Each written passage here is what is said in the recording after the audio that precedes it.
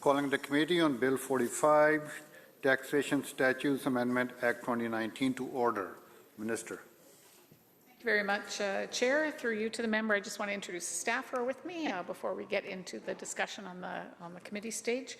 I have Richard Purnell, Executive Director, and Keith Preston, who is Strategic Advisor, both from the Tax Policy Branch. On Section 1, member for... Well, thank you very much. And Prince George-Weilmount. Pardon? Prince George-Weilmount. Thank you. Eager to get started, I guess. I appreciate the opportunity to start working our way through this bill, and I'd like to begin with some general questions. We'll ask them in Section 1. They're more overarching to the policy issues, but we'll start with those. And the Minister's been very helpful in allowing us that in previous bills we've discussed. So this really goes to the sense of the definition of vaping devices and components.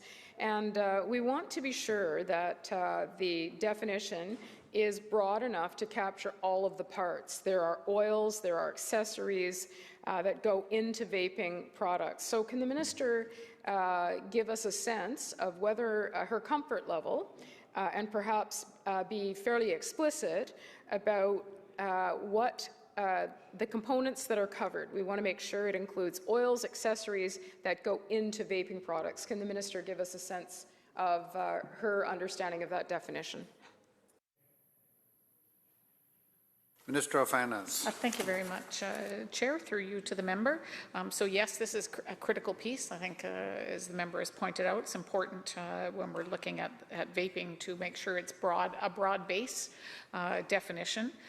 So really, we're talking about, as the member can see through this section, we're talking about all products. We're talking about all products that are related to the device, as well as the products that are used in the device. And that would go as far as including chargers, for example, cases. Like we've been broad-based in the approach that's here. It would include solid, liquid, and gas liquids products that are used in the vaping as well. It includes zero nicotine as well as nicotine, so it includes both those products, because I think, as the member knows, and as we talked about in second reading, often those chemicals are mixed. It includes liquid cannabis, again, because cannabis is often mixed with other liquids, which can cause health issues, so that's included as well. The vaping devices, for example, will include the pens, the pod systems, the vaporizers, the hookahs, and the electronic cigarettes. So we've made the definitions broad enough to include, exactly as the member has pointed out, the need to make sure that we're capturing all of the vaping products. Member. Thank you. Can the Minister tell us that in the event that there is something that's been missed, I mean, it sounds like a fairly comprehensive list, and we're appreciative of that, things like chargers, cases, all of those kinds of things.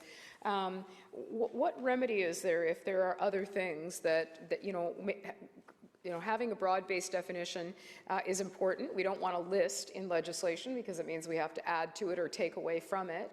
So in the event that the Minister discovers other things that haven't been captured, how would that be rectified?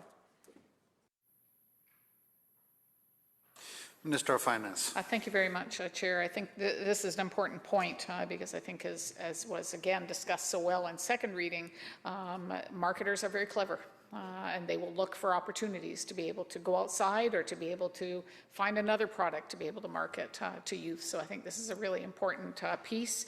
And so you will see in the section there is the ability to add in regulation additional products that may come on the market that are similar, in other words, used for vaping. We have the ability to add those in as well. Member. And certainly one of the things that I know, and I should point out that obviously we'll have a number of my colleagues, in being involved in the debate this afternoon, so we'll try to signal where we're headed ahead of time to which person. But that is an important piece for the Minister to reflect on. How will that be monitored moving forward? Because I think that one of the things we're going to be looking for is effectiveness, monitoring, making sure we're on top of this, not just to introduce a bill and then what. So how will there be an ongoing process to monitor, for example, to look at new products that might appear, people that are attempting to skirt? How will that be handled in the ministry, and who will be tasked with making sure they're keeping track of products or the component parts that are reflected in the definition? Minister. Thank you, Chair. Through you to the member.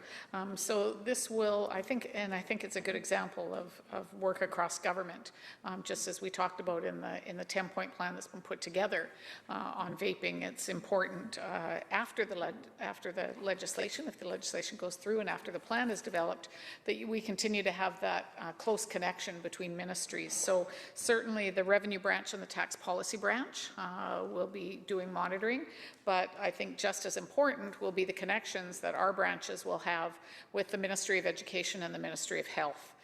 Because we expect that if new products start appearing, it will be probably education, could be schools, could be parents reporting to schools, could be Ministry of Health, community health nurses, et cetera, who may first notice those kinds of things. So very close connection between all of those ministries and all of those parties and people in communities. And there's also the opportunity for audits, as always happens and can happen as well. But I expect the close connections between those ministries and between people on the ground will be the best opportunity to be able to spot if something tries to get around or is new on the market. Member? Just to pursue that just a tiny bit further, is there an ongoing working group then across ministries? Because it's easy to have joint accountability, which typically means no accountability. So is there an ongoing focused working group that now that the bill has been announced and being debated here today, that those ministries, and the minister is correct, there does need to be cross-ministry work with health and education. They all have key components, and this definition can't simply be monitored by the people, from my perspective, in the finance ministry. So is there an ongoing dedicated working group that is cross-ministry?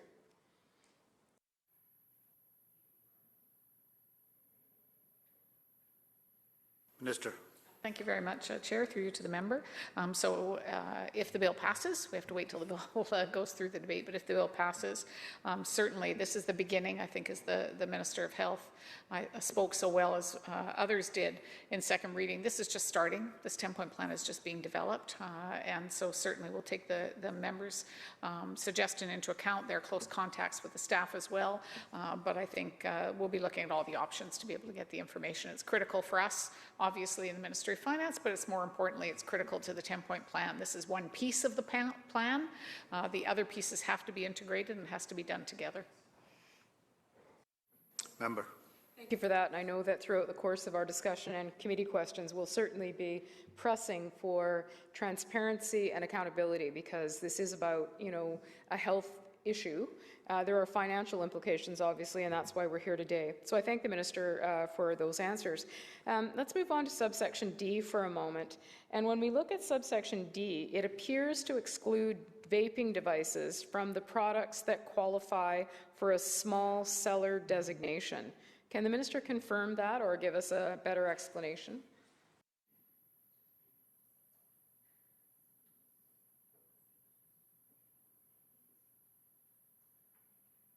Minister.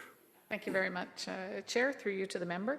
So there is within the tax rules a small seller rule. And the small seller rule means that if you have revenue that's not more than $10,000 and you don't have a business premises, so online, eBay, you're selling things, you don't have to collect the PST. This exempts vaping products from that small sellers rule. So they will not be allowed to use that opportunity not to collect PST. Member.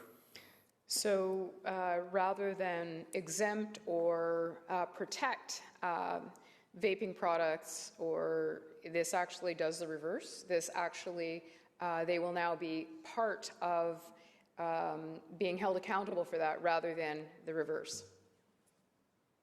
Minister. Yes, that's correct. It closes a loophole, basically. Member. Thanks, that's a much more elegant way of saying it than I was coming up with. Can the minister elaborate on how excluding, when we look at, let's ask it this way. Will all sellers and resellers of vaping products pay the 20% tax? Minister. Thank you, Chair. Through you to the member. Yes, they will all be required to collect it. Member. So how does that work if, for example, we look at things like Craigslist or other things? How, and I'm sure the minister's had a discussion with her ministry about that, how is that going to work? How do we manage and control behavior that's, for example, online, those kinds of things? And let's face it, the more that we focus on what traditional sellers are doing, there are going to be all kinds of creative ways that people are going to try to avoid the 20% tax. So can the minister sort of give us some sense of what discussions taken place around things like a Craigslist, something on Craigslist? Minister. Thank you very much, Chair. I think the first piece that's important to note is that this issue isn't unique to vaping. The issue of online sales, the issue of collecting PST is not unique. So there is experience and a group in the tax branch already, or revenue branch, that look at exactly these kinds of things. There is a team responsible already. Unfortunately, sadly, needed for these kinds of things. I think, as we've talked about before in other bills, I won't describe all of the things that the auditors do, because that would kind of take away the point of having an audit and having an auditor go in. But they would be doing things like watching for ads. The team would be watching for ads on Craigslist or used whatever, whichever community, or eBay, or so that tracking could then give the opportunity for an audit to have to go in if they felt that there was something there. So there is already a group responsible, and certainly, as I said, it's not unique to vaping, and this would now be included as part of their responsibilities. Member. Thank you. Does the minister anticipate any issues with capacity when you think about now adding vaping? And I'm going to go on to talk a little bit about tobacco in a moment, but are there issues within the ministry in terms of the capacity to now monitor vaping, along with all of the other things that those auditors and the audit team look at? Minister. Thank you very much, Chair. Through you to the member. So certainly, as we do each year, we take a look at sources. We look at staffing. We look at the need for support for every branch. We don't at this point foresee anything, but again, this is new. This is early, so that would certainly be a discussion that would be important each and every year. Would be to look at the revenue branch and to look at staffing. I think the other piece that's important to note is that a lot of this work is also done through technology. And so there are, in fact, some efficiencies that happen with technology and being able to do audits and being able to do those kinds of searches. So there are opportunities there, but certainly that's something that we take a look at each and every year.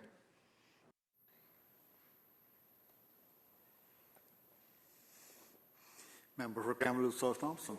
Oh, thank you, Mr. Chair. And I'll be weighing in here and there as we go through this committee stage. I appreciate the minister's willingness to answer questions from a number of our colleagues. Just on this question of capacity and audits and so forth, the Minister of Health, in introducing the anti-youth vaping action plan, indicated that one of the critical components of the plan is to require retailers to identify themselves and to register, self-register. And he has, the Minister of Health had indicated that while no one knows for sure how many retailers there are out there, that estimates suggest there could be up to 90,000 retailers in all forms all over British Columbia currently selling vape products. Of course, part of the action plan was to require self-reporting, and there are some time frames that the minister alluded to in his remarks in terms of how much time. I believe it was 3 months. There was going to be a 3-month phase-in period where the retailers were going, by regulation, would be required to register with their local health authority. I'm not sure if those regulations have been prepared yet, or if the Minister of Finance is familiar with them. But the question that relates to what we're talking about here today, I think, would be this. Whether the number is 90,000 or 50,000, it's a huge number. And granted, going forward as part of the Vape Action Plan, there will be a sort of a differentiation between vape shops, which are, you have a 19-year or older requirement for entry. They will be allowed to sell a much more reduced array of flavored vape products, presumably after the weeding out of kid-friendly flavors has taken place. And then everybody else, your corner convenience store, would only be able to sell tobacco-flavored, well, no flavors, or tobacco flavor would be the only flavor I think that's being contemplated. So can the Minister speak to what her sense is in terms of the timelines associated with the tax coming into place in January 1st, and a requirement to begin paying the PST on sales, when there's a 3-month clock that I'm not sure that has even started ticking yet, in terms of retailers actually having to self-disclose that they're actually selling vape products? Minister. Through you to the member. So I think as the member points out, there are two different processes here. There's the tax process, which will happen January 1st, and then there's the registration or licensing or whatever process the Ministry of Health will end up with at the end. So the Ministry of Health is working on that piece, so I won't jump into that. That's their piece that they're working on around that. For us, on the tax system, the reason we're able to move on January 1st is most of as the member would imagine, most of the sellers will be existing sellers of items that have a PST on them. So they will be required to update their systems. This will give them enough time to be able to update their systems with the new price and the new tax on vaping. But most sellers would have an existing structure in place for PST. Member. Thank you, Chair.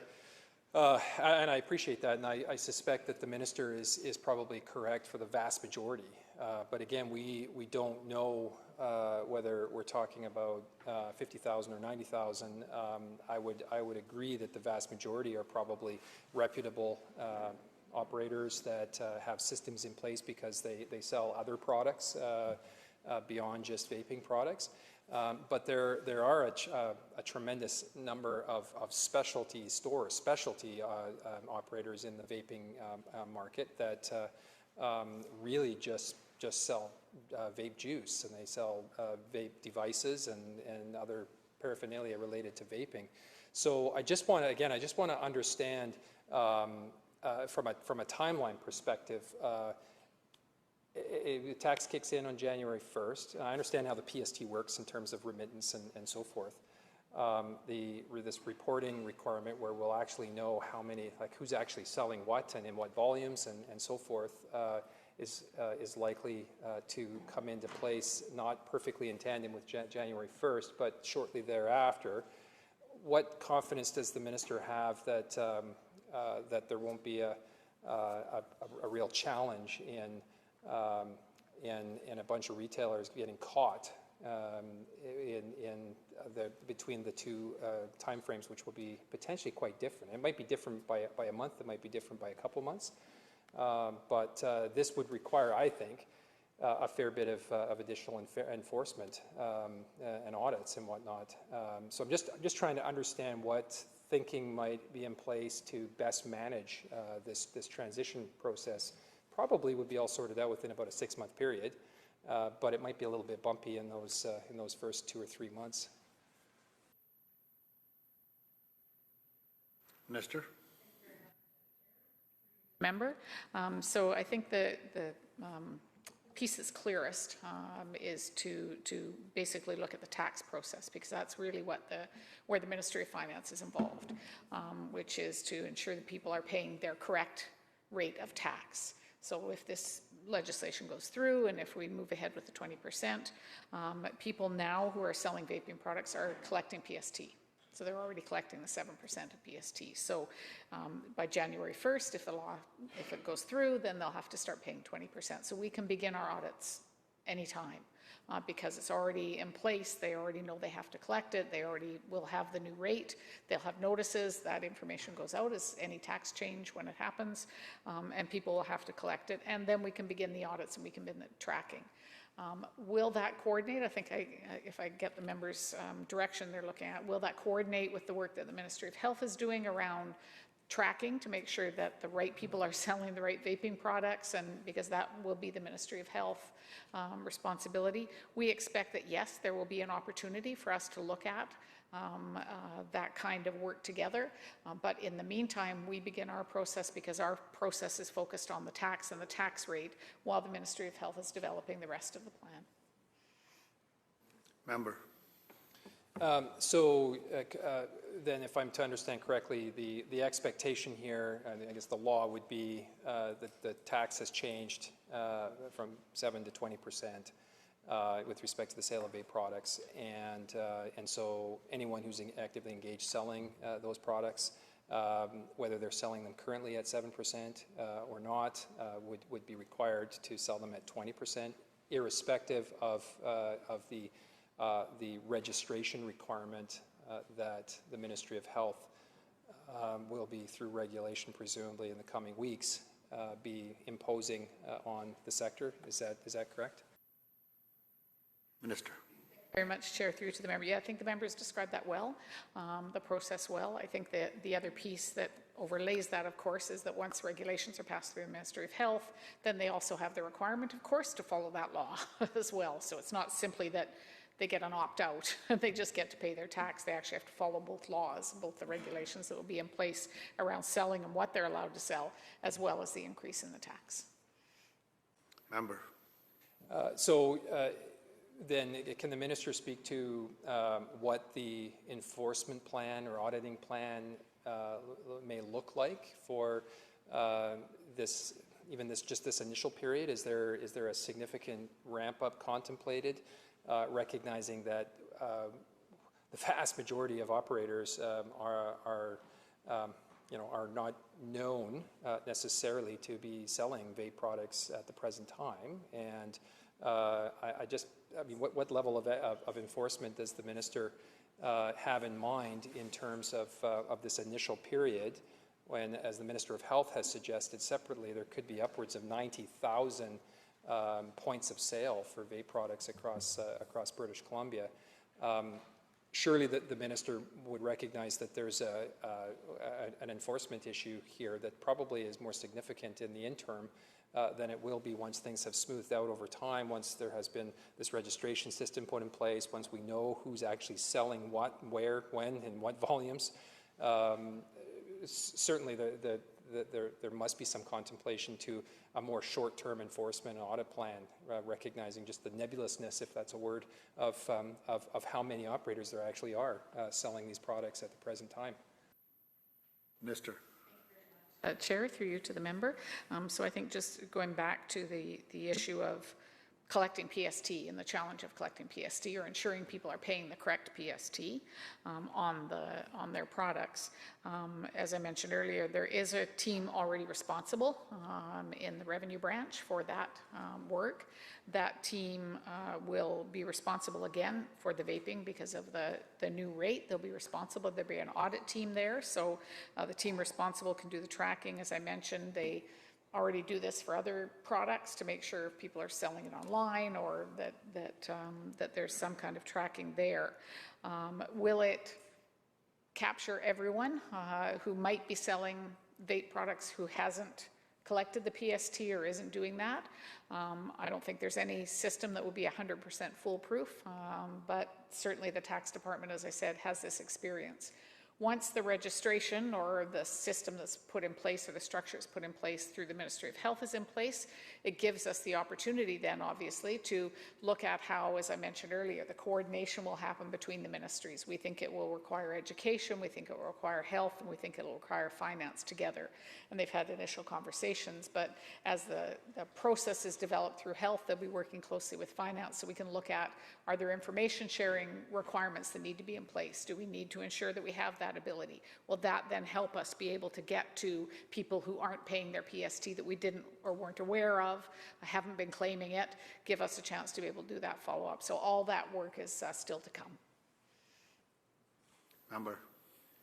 So my last question on this particular line of questioning then would be this. In light of the fact that estimates suggest there could be 90,000 points of sale out there, the minister, I think, is acknowledging that there could be a little bit of extra work on the front end of this, and not everyone is necessarily going to be or is going to self-identify or be identified as selling these products and therefore be captured by the PST tax on the sale of those products.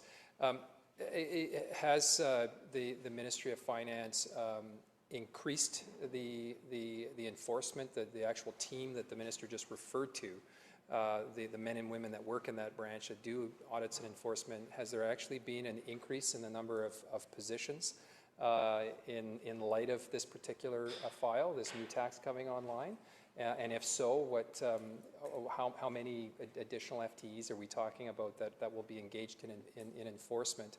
And if there isn't going to be an increase in the enforcement, and as reflected through an increase in FTEs, then is it safe to presume that the focus of the existing team might shift from other areas of audits and enforcement for a time being to focus on at least the early days of what is a pretty new and a significant tax, well, not new, a significant increase in the PST on vaping products? Minister. Very much, Chair. Through you to the members. So I think, as I mentioned, each year we go through that process within every ministry, but within the finance branch as well, to take a look at the audit team, to take a look at the workload, to take a look at what's coming in. So it is possible, once this structure is in place and once we have the 10-point plan up and running, that and the tax branch does this very well because they're used to doing this. They will reallocate resources as they're needed. I think people will remember, certainly through the first application process for people with the speculation tax, additional staff were put in place to be able to help in that. And so if additional staff and a focus is needed at the beginning, that will certainly happen. But this is also part of the budget process, is taking a look at what resources will be needed. And I think some of that, particularly for the education program, and again, the Minister of Health will have more to say about this as he creates and develops the plan further. You know, those are going to be ever changing, I would expect. I would expect that we'll see, you know, resources going in. There will be other programs that want to be added. There'll be other school districts, perhaps, or other communities that want to be expanded. So I think this is new, as the member knows, and we'll ensure that the resources are there to make sure it's a fulsome program. We don't bring forward, and we haven't brought forward a plan to simply put a plan in place and leave it alone on the paper. And I think everybody said that in second reading on all sides of the House, how critical it was to make this work, that this is simply one step. The work actually starts after we have announced it and after it's been identified. The work then starts to really make sure it's implemented well and moves ahead. And I think the other piece, and I know I said this as well in second reading, but I think the other piece that's important is that this is not big revenue source for government. This is resources coming in to help pay for some of the additional supports that are going to be needed, some of the additional healthcare costs that are already being paid for, some of the additional pressures that are there when it comes to vaping, the quit products, all those kinds of things. So the dollars that are needed will be part of that process and part of that discussion and part of the intent of making sure we implement this well. Member for Prince George Valemount. Thank you very much. We talked earlier about the exemption when it comes to small sales and dealing with that from a vaping perspective. Can the minister perhaps let us know how tobacco will be treated? Is there a change? Will it be treated in the same way that vaping is when it comes to small sellers? Minister? Thank you very much, Chair. Just to differentiate, if it's nicotine, if nicotine is in it or it's nicotine-free, all of those will be taxed as part of the vaping piece. If it's tobacco, then actual tobacco, not tobacco flavoring, but actual tobacco, then it's under the Tobacco Tax Act. But all vaping products, whether, as I said, nicotine or nicotine-free, all of those are included, and we went through the broad list, included under the tax. 𝗟𝗓𝗚𝗜𝗦𝗟𝗑. Thank you, Mr. Chair. I just had a few questions with respect to the definition here of e-substance, and I understand, I mean, it's pretty clearly laid out in terms of it being defined as meaning a solid, liquid, or gas, and then A, that is designed for use in an e-vaping device, B, that on being heated produces a vapor, and C, that may or may not contain nicotine, but does not include cannabis. There's a few more words there. But so I'm curious as to why the definition, considering it includes may or may not contain nicotine, why the definition doesn't also include reference to flavors. It's been identified by everyone from Health Canada to the Surgeon General in the United States to jurisdiction after jurisdiction across North America that the inherent health risk associated with vaping really boils down to two areas. One is indeed nicotine, and this is a part of the action plan that the Minister of Health launched, which I was calling for as well, and I really think the Minister got it right in terms of the intense focus on controlling nicotine concentration levels. And so I understand therefore why may or may not contain nicotine is specifically teased out in this definition. But when everyone that I've just mentioned is also indicating in their next breath, no pun intended, that the flavoring that is very often contained in vape liquids is also increasingly proving to be of concern from a health perspective as well. Why there is no contemplation of flavoring in this definition. We know that the nicotine is what truly is addicting our youth who are getting hooked on this practice, but we know that the flavoring is often the entry point or the attractiveness, a big part of luring our youth into the practice in the first place. So can the Minister offer any thoughts as to why, again, nicotine would be contemplated here, but not any reference whatsoever to flavoring? And the Minister and I, we canvassed this in second reading, and I think we're all on the same page about the flavoring question generally. Candy floss. I saw one yesterday, a creme brulee flavor, which is ridiculous, but these are all intended to lure our youth into this dangerous, unhealthy practice. Minister. Thank you very much, Chair, and through you to the member.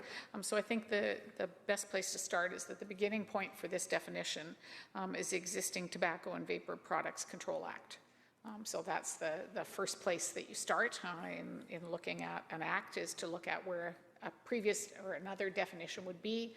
Definition is already there in the Tobacco and Vapor Products Control Act. So we certainly felt, and any of the advice we received, is that e-substance meaning a solid, liquid, or gas. It doesn't mention flavoring. It does not mention flavoring. Therefore, it will include all of it. So it doesn't define flavoring, which then someone might say, they found another way of putting a flavor in. So from our perspective, we looked at the definition that was already there.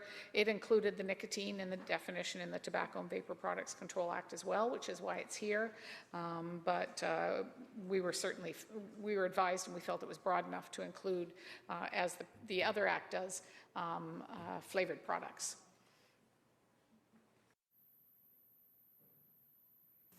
Member.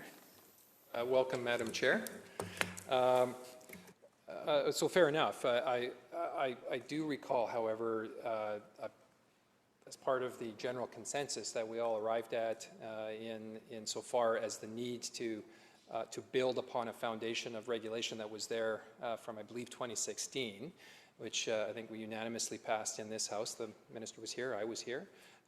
We've all since recognized that much of that good, well-intentioned foundation that was in place 3 years ago isn't currently meeting today's circumstances. And today's circumstances, in large part, relate to us finding ourselves in a place where we have tens of thousands of youth across the province who have been lured into this unhealthy practice, in large part because of flavoring. And so again, I hear the minister insofar as saying there was a definition that was there. I guess I want to ask one more time here why we wouldn't be defining or including as part of this definition of an e-substance the flavoring. Often the vape juice contains nicotine. Often it doesn't. Often there's a tremendous amount of vapor, by the way. Increasingly, I think, mark my words, we're going to get caught on this in years ahead, because increasingly the amount of vapor that's being produced is getting less and less and less and less, and they're suggesting that there may not actually be much vapor produced in not that too distant a future with where the technology is going. In fact, anything that is produced would just be absorbed completely inside of your body. So would that fit the definition of e-substance here? So maybe there's two parts to that question. Again, one more time on the flavoring,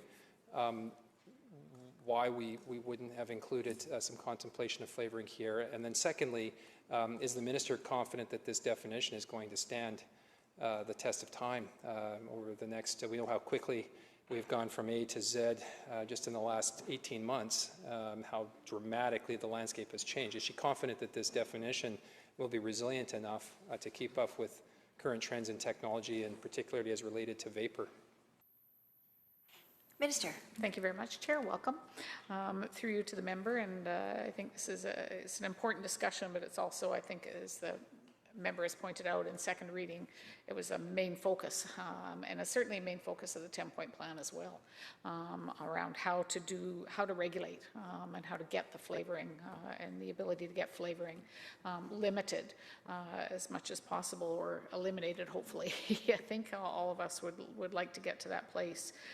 I think the key, though, with this definition is to look at how we mirror the Ministry of Health Act, because we also don't want someone to utilize those interpretations to use a loophole to find a way through.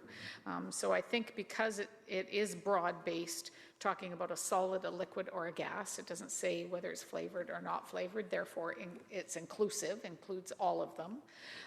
The member raised the issue of the second piece, which talks about on being heated produces a vapor.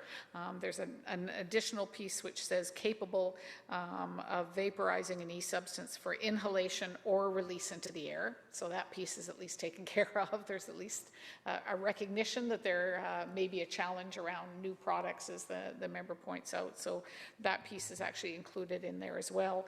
And then I think the last piece is, I don't think anything is ever 100%. I think we've seen the technologies change so quickly that I think there's always the opportunity for people to look for ways around, and we've certainly seen that with tobacco and now vaping, and their opportunity to target. We continue to have the ability through regulation to be able to add, and so there are opportunities through the devices, for example, if new devices come up, if there are new ways that they try and hide some of the products that the member's talking about, there are opportunities to add those in regulation as well. So it's more a matter of making sure that we don't provide a loophole for people with a different definition in the Ministry of Health Act than is in here, and recognizing that the Ministry of Health definition was broad enough so it was inclusive, not exclusive. Recognizing Surrey South. Thank you. So a PST notice went out recently from government that stated cannabis e-juice, so cannabis in a liquid form designed for use in a vaping device, is a vaping substance for this act. Can the minister confirm that cannabis oils then are not included and taxed as e-substances under Section B?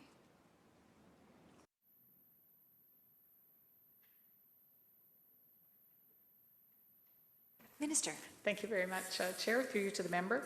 So I think there are two pieces here. It has to be liquid. That liquid could include oil, could have some oil, but the part two of that is it also has to be designed to be vaped. So those two pieces have to go together when it comes to cannabis. A product that includes cannabis has to be liquid and has to be designed to be vaped.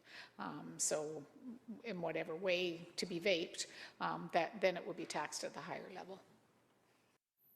Member. So, thank you. Why did government choose to tax cannabis e-juice under this section? Minister. Thank you very much, Chair. Through you to the member. So cannabis e-juice has the same kind of risks as any kind of e-juice does.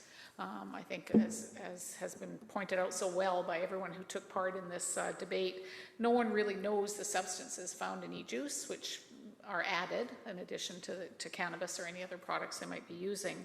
The glycerin, vegetable glycerin, polypropylene glycerin, all those, there are more and more research that's pointing out that may be part of the harmful product that people are vaping. And so from the perspective of looking at harm and looking at young people, we felt it was important to be consistent about the vaping products and the challenges of vaping products for our youth.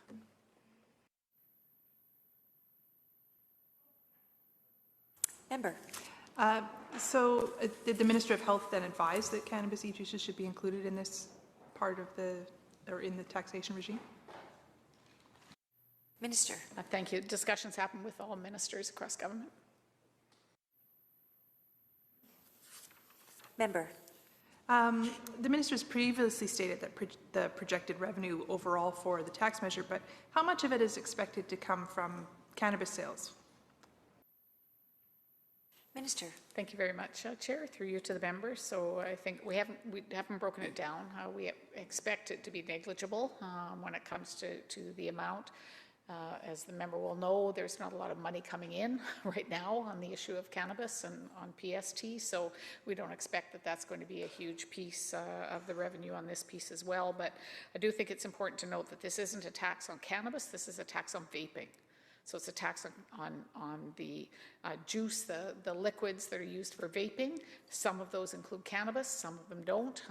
And so this isn't a cannabis tax, this is a tax on vaping products and all of the paraphernalia used for vaping. Member. Following up on that exactly, through June of 2019, BC only sold 19.5 million worth of legal cannabis, according to Stats Canada, and that's on all the products. So at a 7.5% provincial tax rate, that would suggest that BC gained just around 1.5 million in revenue off those sales. Can the minister confirm what the total cannabis revenues have been to date for fiscal 2018? Minister. Thank you very much, Chair. Through you to the member, we can get the number around the federal excise tax and what the total was for the year to you.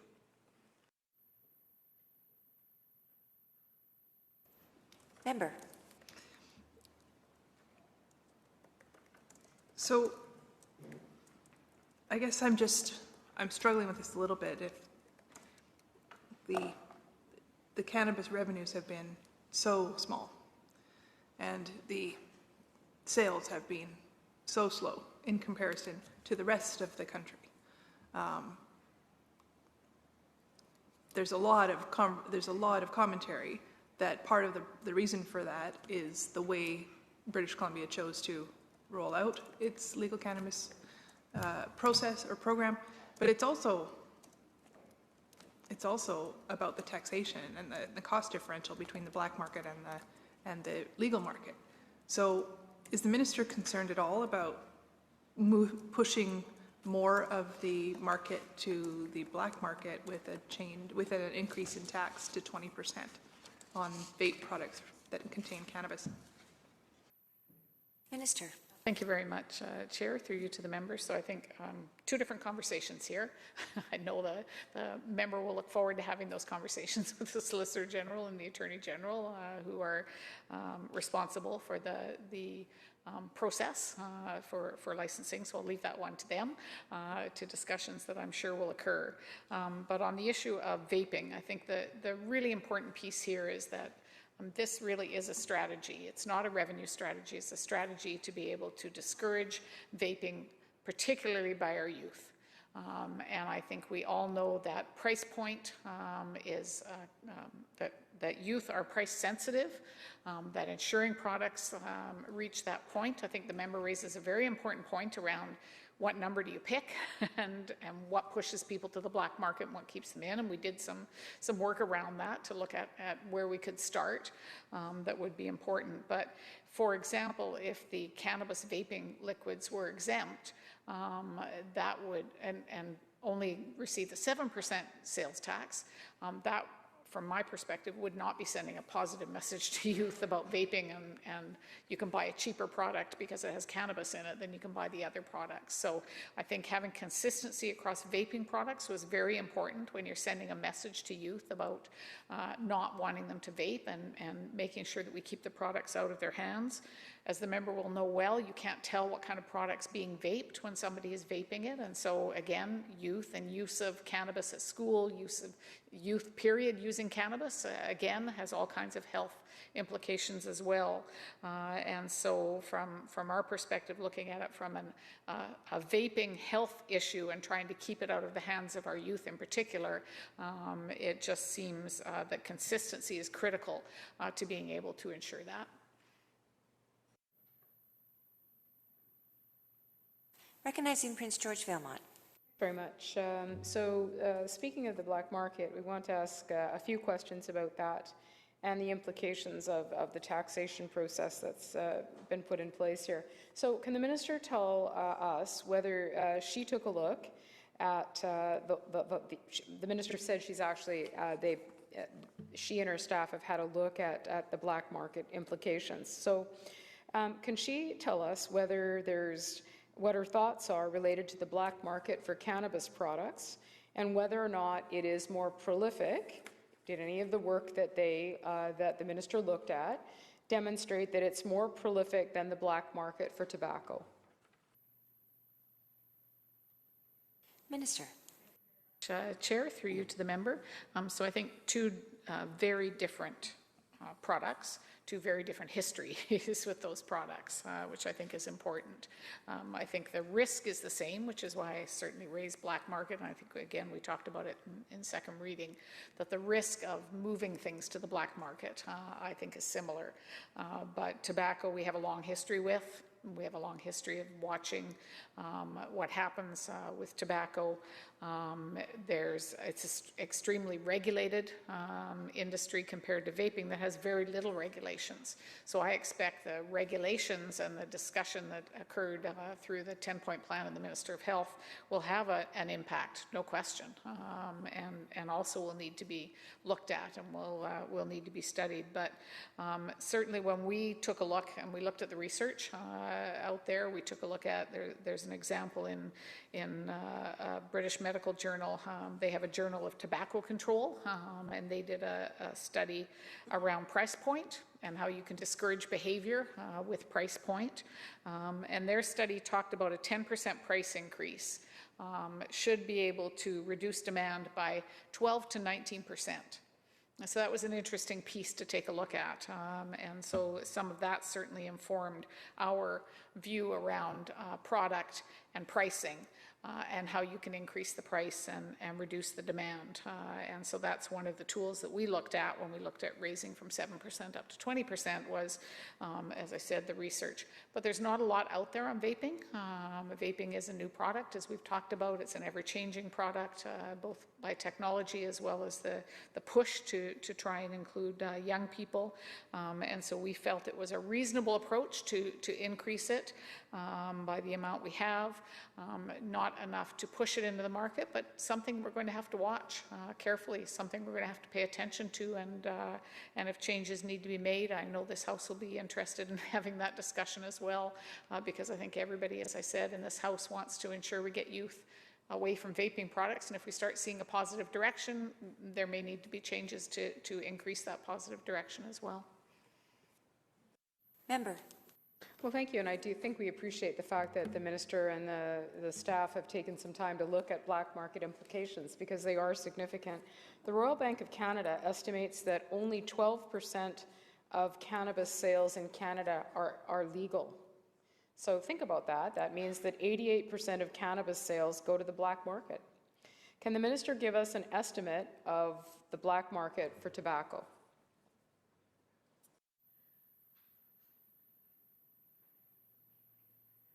Minister. Very much, Chair. Through you to the member, I can get that information. We don't have it with us, but we'll make sure we get it back to the member. Member. For that, appreciate that. The issue is really that the robustness of the black market for cannabis is significantly different than the black market for tobacco. And I guess the question then emerges as to why the minister is treating two different products and markets basically in the same way.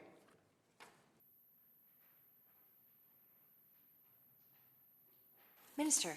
Thank you very much, Chair. Through you to the member. So just perhaps some clarification around the issue. We've been talking about cannabis and the legal and illegal market. We've been talking about tobacco and the illegal and vaping. So I think just and we'll get the specific numbers to the member around illegal sales of tobacco, but we expect it's probably the reverse of what you're seeing with cannabis, again, because of the long history of tobacco, because of the regulation in tobacco. You're probably seeing the reverse, where the member used the 12% of sales legal. It's probably the reverse when it comes to tobacco.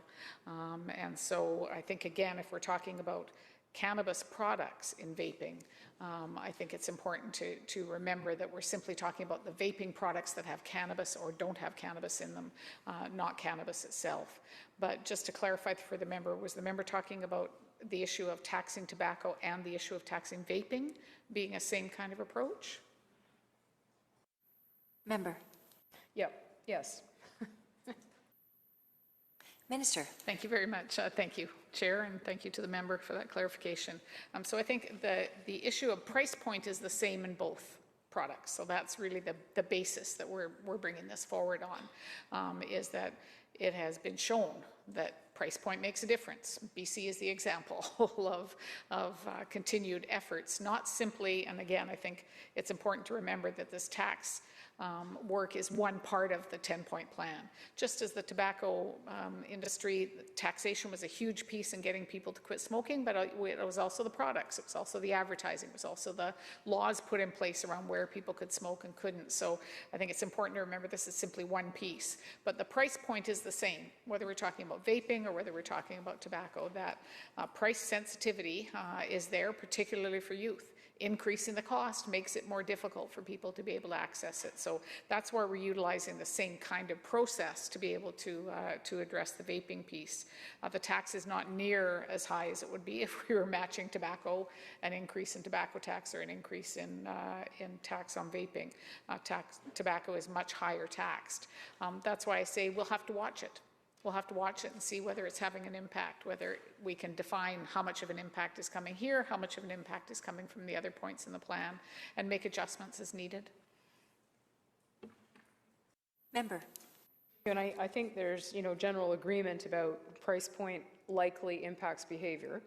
And the minister sort of talked about price point being having an impact in whatever product the person is choosing to use. So was there any variation or differentiation that made it less likely that the price point would impact a person, whether it was tobacco, vaping, or whether it's cannabis? Was there any sense of, did the minister look at, is it different depending, is the price sensitivity different in various categories, or is the ministry simply working on the principle that if you tax it more, there will be a behavioral change? Minister. Thank you very much, Chair, through you to the member. So I think there is very limited vaping economics, as they call it, that's out there, but there is some research, as I talked about, around price point. But one of the things that is clear is that youth are more price sensitive than adults. That's clear market research that's out there. And so that's certainly, again, if we're looking at the work we're doing on vaping, this isn't about revenue. This is about making sure that we do what we can to stop vaping, and particularly youth who are highest at risk. And therefore, the price sensitivity was part of what we were utilizing as we looked at what we're setting the rate at. Member. Thanks for that answer to the minister. So if we look at Stats Canada sales data that was referred to earlier, 2018 we're talking about, if the legal market is only 12% of sales in Canada, then if you were to calculate, the black market must have been worth roughly $143 million in the reported October to June period, so losing roughly $10 million in tax revenue. Can the minister tell us whether her data estimates tax losses from sales occurring in the black market? Minister. Thank you very much, Chair, through you to the member. So revenue, obviously, we calculate based on what we can generate, not what we might have lost because it wouldn't apply, in fact, simply to these products. It would, in fact, apply across the board. And part of the work we're doing around money laundering and other areas is to try and get at that, to try and get at revenue that could provide resources back to government, but that's not a calculation we would use in our budget or in our calculations. We use the money that we can generate. Member. Thank you to the minister. The chair of the Drug Advisory Committee of the Canadian Association of Chiefs of Police, 𝗙𝗡, has said this, and I quote, "If there is a strong, vibrant, dark market out there selling illegal drugs, people will go to that, and we need to direct them to the legal market." That was in October of 2019. So I'm wondering how the minister would react to the suggestion that tripling the PST on cannabis direct sales, how does that impact people and looks at directing them to the legal market? Minister. Thank you very much, Chair, through you to the member. So I think the important piece, again, that I'll emphasize is this is not a tax on cannabis. We're not talking about a tax on cannabis. We're talking about a tax on vaping products, whether they include cannabis or don't include cannabis. So we have to be very clear about that this is not a tax on cannabis. Member. So if the black market for cannabis is significantly more vibrant than one for tobacco, is the minister not concerned that it will be easier for people to turn to unregulated, illegal cannabis vaping products? Minister. Thank you very much, Chair, through you to the member. So I understand and I recognize the member wants to have a debate about the cannabis issue and the issue of cannabis and black market and getting more market in legally. I think you would not get a disagreement from anybody on this side of the House, including the ministers responsible, that we want to see the market be legal, and there are steps that are being taken, and that's a debate for other ministers and other days. What we are talking about are vaping products. Very small part of the vaping industry is related to liquids that include cannabis.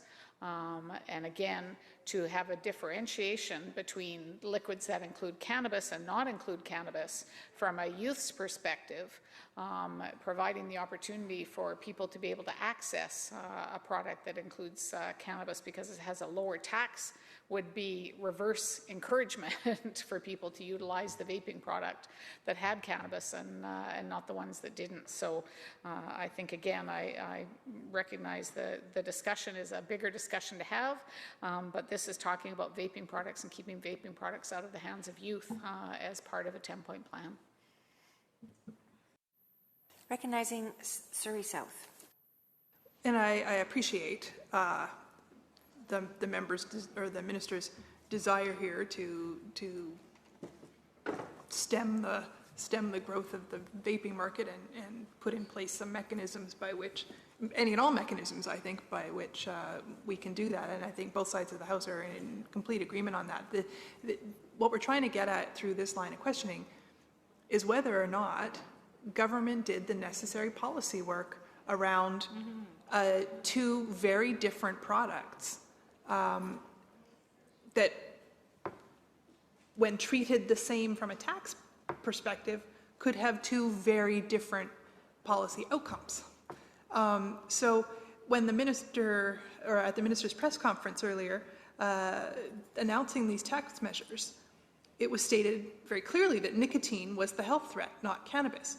So what are the health reasons behind tripling the tax on cannabis? Or was there just a large oversight at the press conference?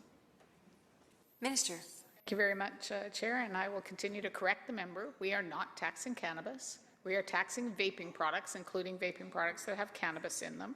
Cannabis e-juice is not without health risks. The member asked about the health risks. Cannabis is not without health risks. It in fact includes many of the products that are found in e-juice, which are also a risk, and in fact are being pointed out to be more of a risk than some of the other products, whether we're talking about the liquids that are used to add the product in there. And so on the health side, we wanted to ensure that the risks with vaping were taken into account, and that includes all vaping products, which includes vaping products that may contain cannabis. Member. Well, reports definitely on the risks of vaping have shown that one of the major risk factors has been people using black market cannabis vaping juices that contain dangerous byproducts. They include cannabis, and they include other things that have been mixed with it for this purpose. So in the U.S., NBC News lab tests suggested that knockoff marijuana vapes found pesticides linked to hydrogen cyanide in 10 out of 10 products. Of course, nobody wants anyone using that, least of all children.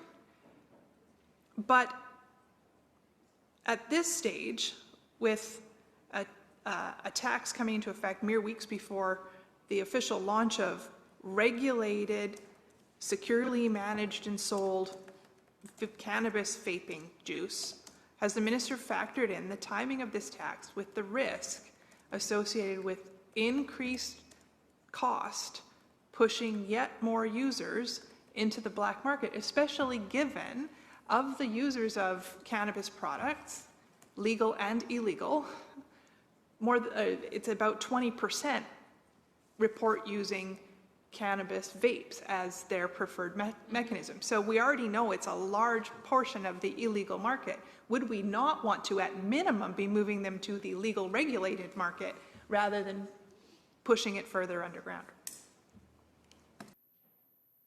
Minister. Thank you very much. Through you, Chair, through you to the member. We're talking here about vaping, and we're talking about taxing vaping.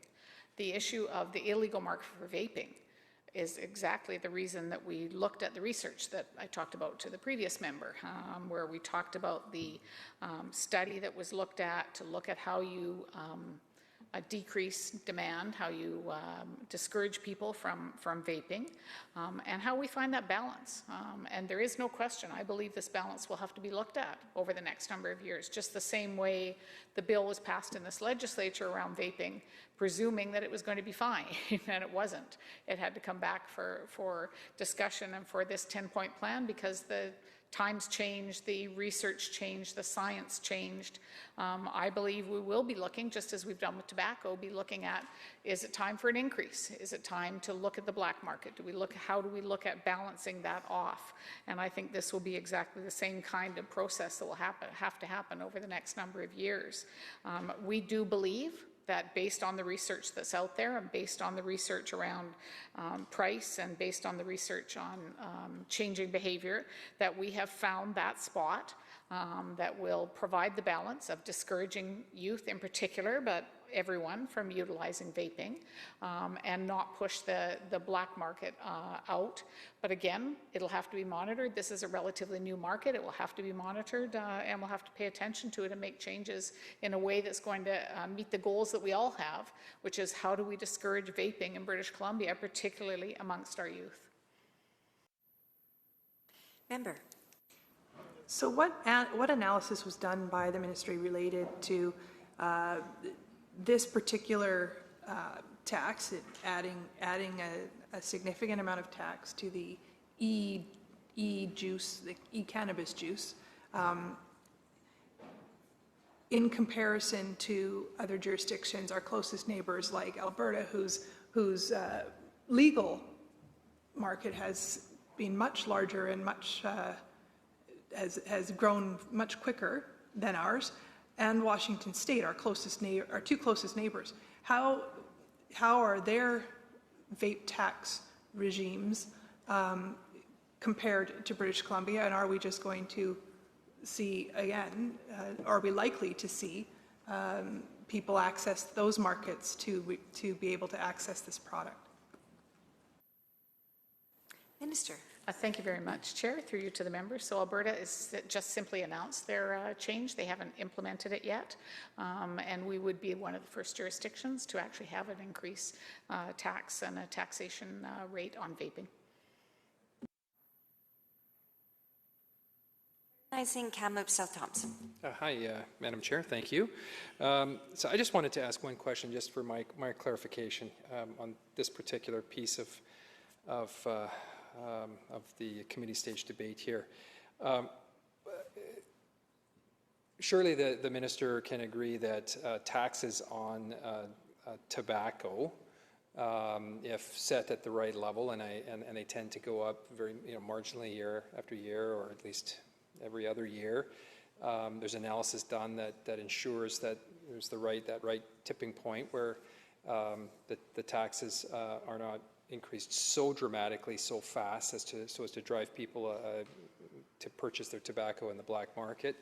And if the taxes are increased just incrementally, as they typically are, the tobacco taxes tend to be a significant strategy that has been proven to be successful at getting people to quit smoking, that is. With respect to the taxes on cannabis products, and the reason we're, I think, trying to be so thorough in our questioning here in the context of tax changes that are about the vapor market, of which cannabis products are increasingly being included in vape juice, and I think we know the minister acknowledges that, or there wouldn't be any contemplation of capturing cannabis in this legislation and in this tax increase.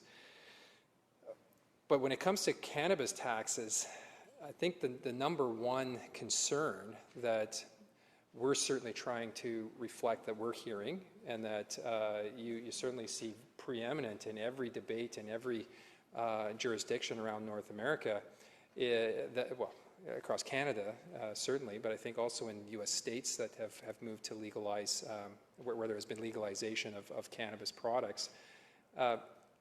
If that tax burden, that tax expectation is set too high on cannabis products, the results generally that have been demonstrated in other jurisdictions has been that it has driven people to not quit their consumption of cannabis, but rather to pursue purchase of cannabis products in the black market.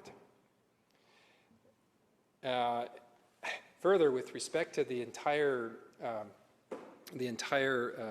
production chain, the entire regulatory scheme that has been established in the Canadian context, and in part here in British Columbia with respect to cannabis retail, the entire production scheme, the entire regulatory scheme has been designed to keep these products out of the hands of our youth.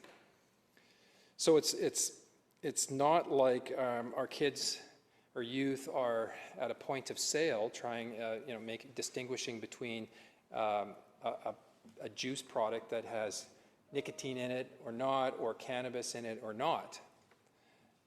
So again, I want to try one last time to understand what analysis has been done here to suggest that incorporating in the context of a tax change, a PST increase on vapor products, what analysis was done that satisfies the minister that including in this tax, this PST increase, including the sale of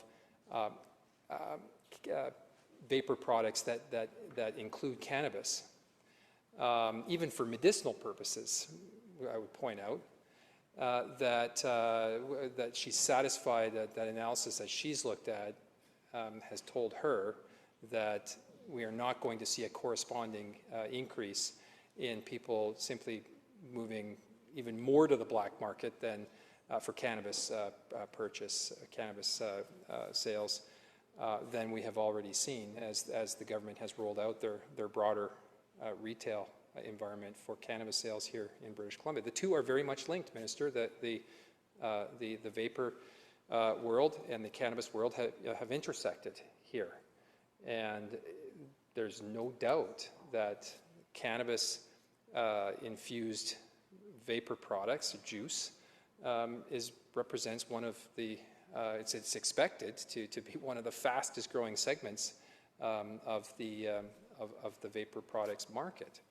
So this discussion, we think, is very relevant at this particular juncture, and hoping that the minister can provide or shed a bit more light than perhaps she has to this point on what has led her to be satisfied that the analysis that she has seen would suggest that applying this 20% PST to cannabis sales, or the sale of cannabis-infused vapor products, is not going to drive people, and particularly our youth, to obtain these products, increasingly so in the black market. Minister.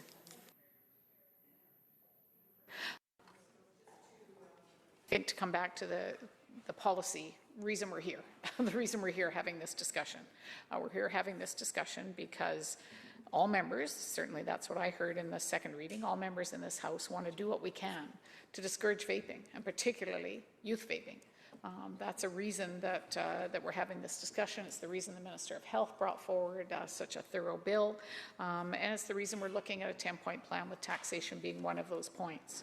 We know based on the research that price point makes a difference, that increasing prices will discourage behavior, and particularly for youth, that youth are particularly sensitive to this. A 10% increase in prices can reduce demand 12 to 19% based on the research information that's there. We are increasing by 13%. Let's remember there's already a 7% tax on the products. No changes on all other cannabis products. There is no change on any other cannabis product. But if we are looking at vaping products, to exclude products that have cannabis in them, it doesn't follow the policy direction of doing everything we can to discourage youth in particular from vaping. So yes, the member asked whether I feel comfortable and confident in the research that was done and in the work that was done. Yes, I do. I feel that we found that price point. I do believe it's going to have to continue to be monitored. I do believe it's going to have to continue to be watched, just as I know the Solicitor General and the Attorney General are doing their work around the legalization and ensuring they get more of the black market of cannabis ended and people moved into the legal market. I think we will have to continue to monitor this to see whether the policy direction that we all believe in, which is discouraging youth, really occurs. Recognizing Surrey South. So as a part of this, then what's the average price of a tobacco-based vape product and the average price of a cannabis-based vape product? Minister. Thank you very much, Chair, and I think this is exactly the continued information that will be helpful, I think, to everybody as we go through this. We're presuming the vaping products with cannabis will be more expensive than the tobacco or added flavors, but again, that's going to vary. That's going to vary out there depending on the product, depending on the store, depending on the sales that are out there. Member. Well, while I am 100% behind doing what we can to keep vaping products out of the hands of youth, the reality is that the vast majority of youth using products are not getting them legally. They are using them from the black market. They can't even legally buy them until they're 19. So when we're talking about kids in high school, we're talking about kids who are getting products through the black market one way or another. Whether they were legally purchased first, the secondary purchase is a black market purchase.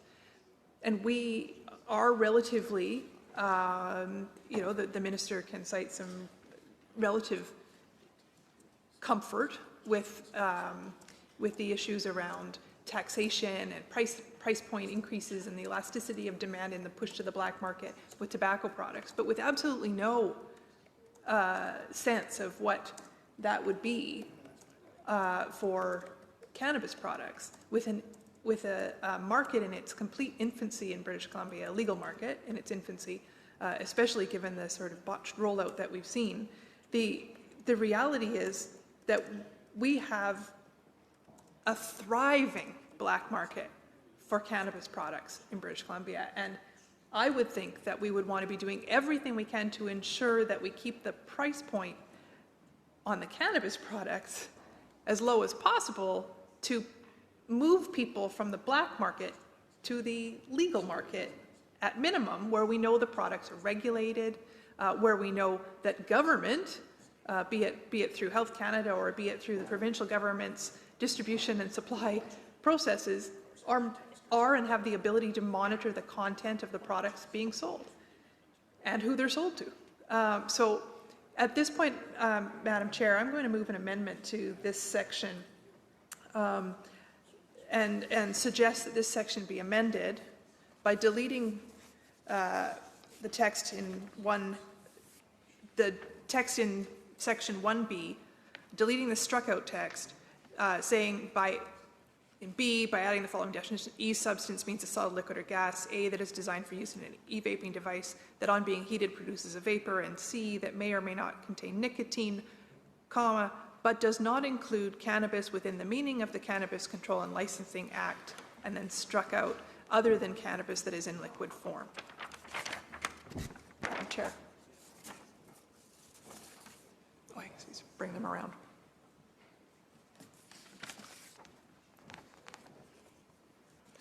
This is this. Minister. Very much, Chair. This is the first we've seen of this amendment, so can I suggest we take a 10-minute recess? Absolutely. The House is in recess for 10 minutes.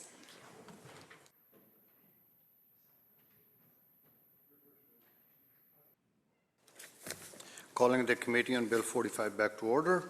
Minister. Thank you very much, Chair, through you to the member speaking against the amendment that's in front of us. While I appreciate the discussion around how we encourage more legalization of cannabis and how we ensure there's less of a black market for cannabis, something that I certainly strongly agree with and think we have to do everything we can, and I'm sure the Solicitor General and the Attorney General would have lots of conversation about steps that could be taken.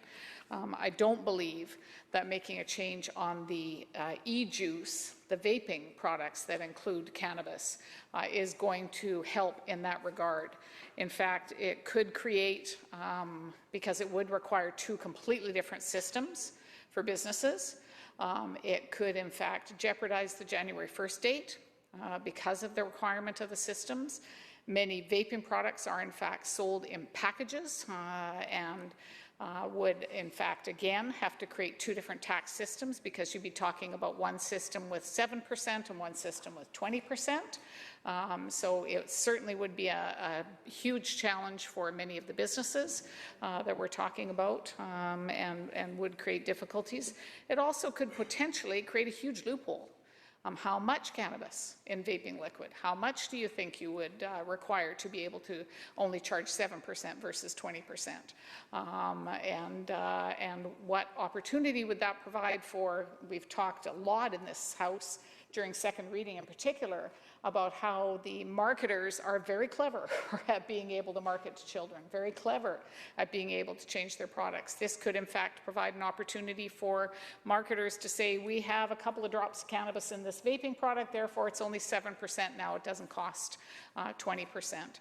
I appreciate the sentiment around discouraging black market. I appreciate the direction about doing that. I don't believe that the amendment does that. 𝗟𝗘𝗚𝗜𝗏. Just a clarification, please. I understand the minister's position, but the minister said a couple of things there that did I question. So first, the minister suggested that this could set up a difficult situation for people having two systems. I don't believe that cannabis products of any kind can be sold in the same locations as tobacco products. Am I incorrect on that?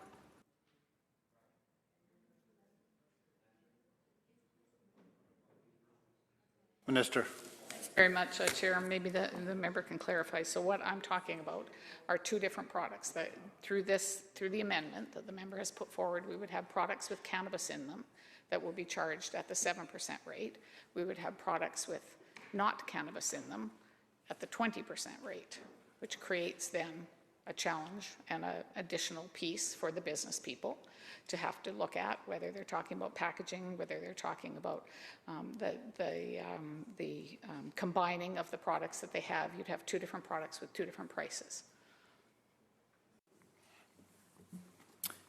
All those in favor of proposed amendment say aye. Aye. Against say nay. Nay. Nays have it. On division. Amendment is defeated. Now back to section 1. Shall the proposed section 1? 𝗟𝗘𝗚𝗜𝗏. Thank you. Well, moving on. Now, cannabis is currently prescribed medically.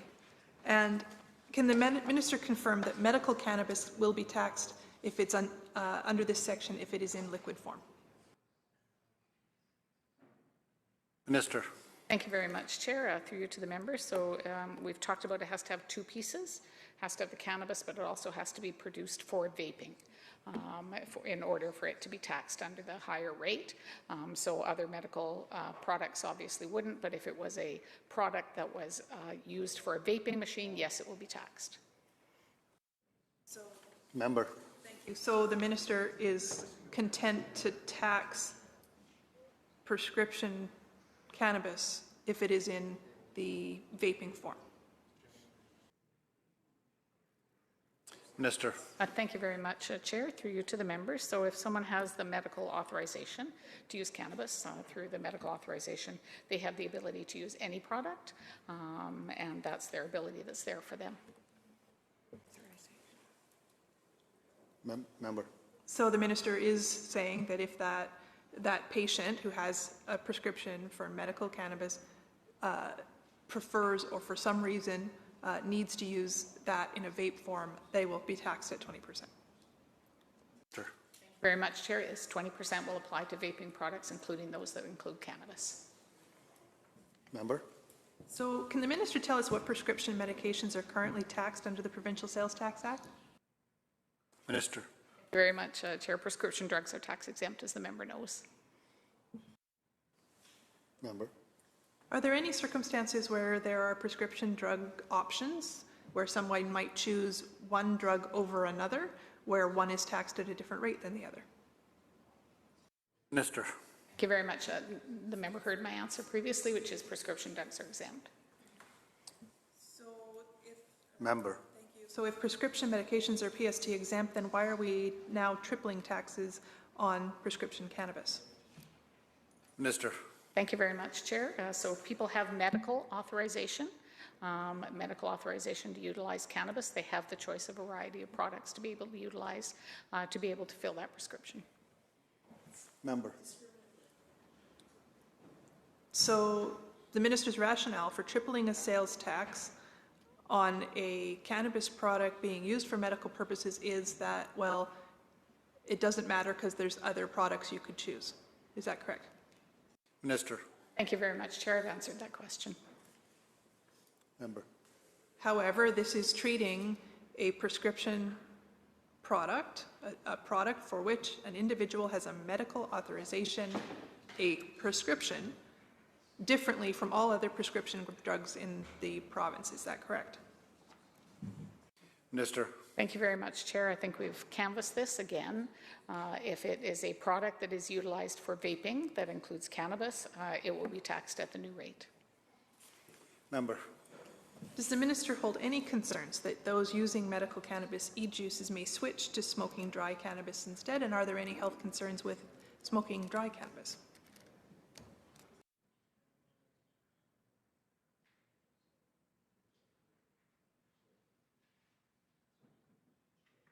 Minister. Thank you very much, Chair. Through you to the member. Members, is an individual who wishes to vaporize the dry cannabis rather than smoking it is perfectly able to do that. These are vaping juices that we are talking about, used for vaping. Vaping juices that include cannabis, but an ability to be able to vape continues to be there for people who use cannabis. Member. So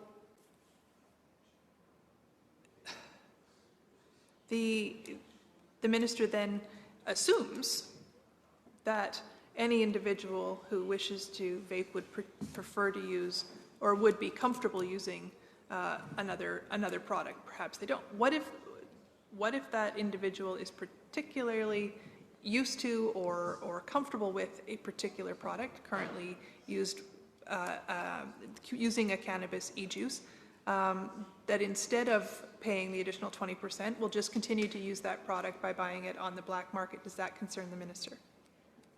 Minister. Thank you very much, Chair. We've gone through the black market issue. I am very concerned about the black market, whether we're talking about this product or any other product or including tobacco, and I believe we found that balance. Member. So not only do medical cannabis patients generally pay for their medicine out of pocket, but they're subject to an excise tax, GST and PST.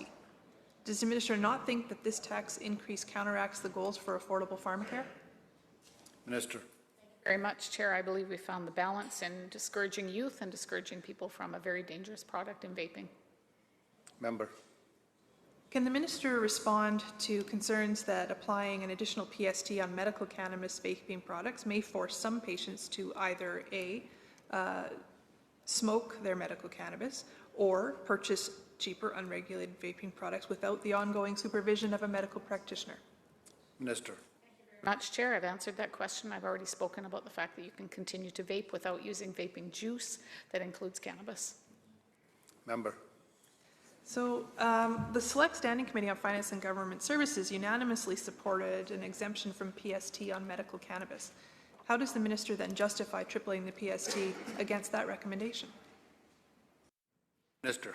Thank you very much, Chair. I've spoken about the balance. Member. The Canadian Nurses Association and the Nurse Practitioners of BC have called for the removal of PST on medical cannabis, saying that medical cannabis authorized by a health professional and, like other prescription medications, should be exempt from PST. How does the minister respond to the nurses as it relates to those people who choose to use their medical cannabis through an e-vape, cannabis solution? Minister. Already discussed. Thank you, member. Member. The Arthritis Society, the Canadian AIDS Society, the Canadians for Fair Access to Medical Marijuana all say that patients who access medical cannabis to manage their health conditions should be treated consistently with other patients who access pharmaceuticals to manage their illnesses.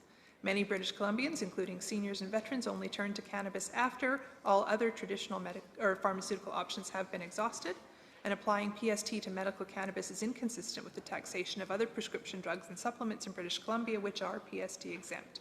Would the minister respond the same way to those organizations, given the understanding that at this point in time, when people get to that point, when they get to the point in their life where they are choosing medical cannabis as an option to manage pain or their other chronic health conditions, that perhaps in some cases the vaping option is the best delivery option for that patient.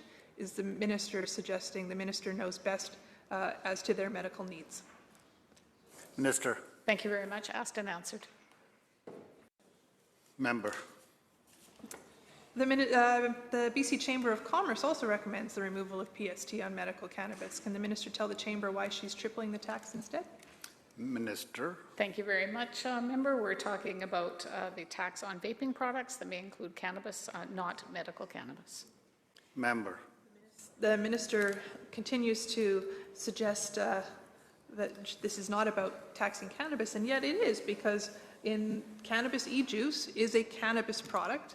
It is a product that will be sold through cannabis retail, the cannabis retail outlets set up and delivered by the province. And in doing so, the minister has decided to add, to arbitrarily add a 20 or triple a tax, adding 13 cents to what is already a significantly high rate of taxation on a product that is in many cases in this province being used for medical purposes under prescription by a medical professional. Can the minister explain again, with no data? We understand that vape products are potentially harmful. We know that we want to try and keep them out of the hands of minors. There's no argument. And we know that the data, that the research that is showing that the majority of the products that contain, where the challenge appears to be, is largely in the black market, which we are trying to minimize. And yet the minister is now adding a tax to a product that is used for medical purposes, and that by all accounts should not be taxed in this way, the way regular prescriptions are. Because where a prescription, where medical cannabis is being used for prescriptive purposes, why is it not treated the same way as any other prescription medication, all of which come with side effects and risks that are monitored and managed by government through Health Canada and so. But clearly the minister's not going to give me a different answer here, but at this moment, again, with that in mind, and with the fact that there are patients, many patients who find that a particular method of receiving their medical cannabis works for them, for their pain management or for their appetite inducement or what have you, I'm not prepared to tell them that their choice of medical product is not legitimate. So with that, I would move a second amendment. This time, I would move that we amend Section 1B by adding the underlined text as shown. By B, adding the following definitions: e-substance means a solid, liquid, or gas that is designed for use in an e-vaping device, on that being heated produces a vapor, and that may or may not contain nicotine, but does not include cannabis within the meaning of the Cannabis Control and Licensing Act, other than cannabis that is in liquid form and is not medical cannabis.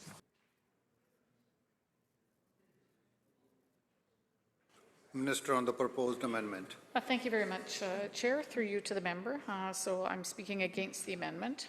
This amendment, in fact, is even more complex than the previous amendment, and certainly we've had no opportunity to look at it, but there's not a definition in the PST Act on medical cannabis. That doesn't exist, and so how would a person know? There is no definition. How would that be defined for the retailer to determine whether someone was authorized, was medically authorized?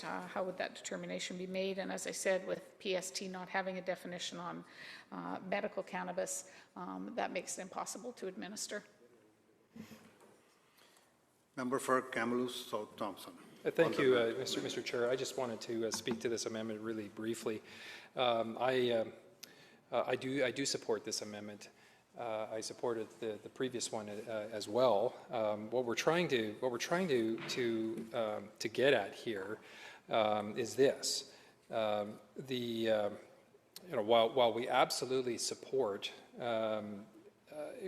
doing everything possible, which is largely detailed in the broader action plan to decrease the growth of youth vaping rates, this particular application of the PST, our first amendment dealt with its application on cannabis infused juice, and we're of the view that ideally it would be better to deal with that broader issue of taxation related to cannabis as a separate matter.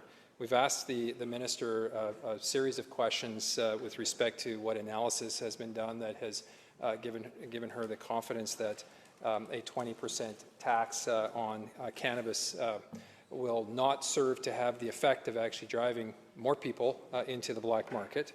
And I think the distinction is this. This PST tax is one tax on two very different products. Two different products that will have very different markets. The cannabis market does not look at all like the vaping market. It just doesn't. Two different products and two different markets that will have two very different potential health outcomes.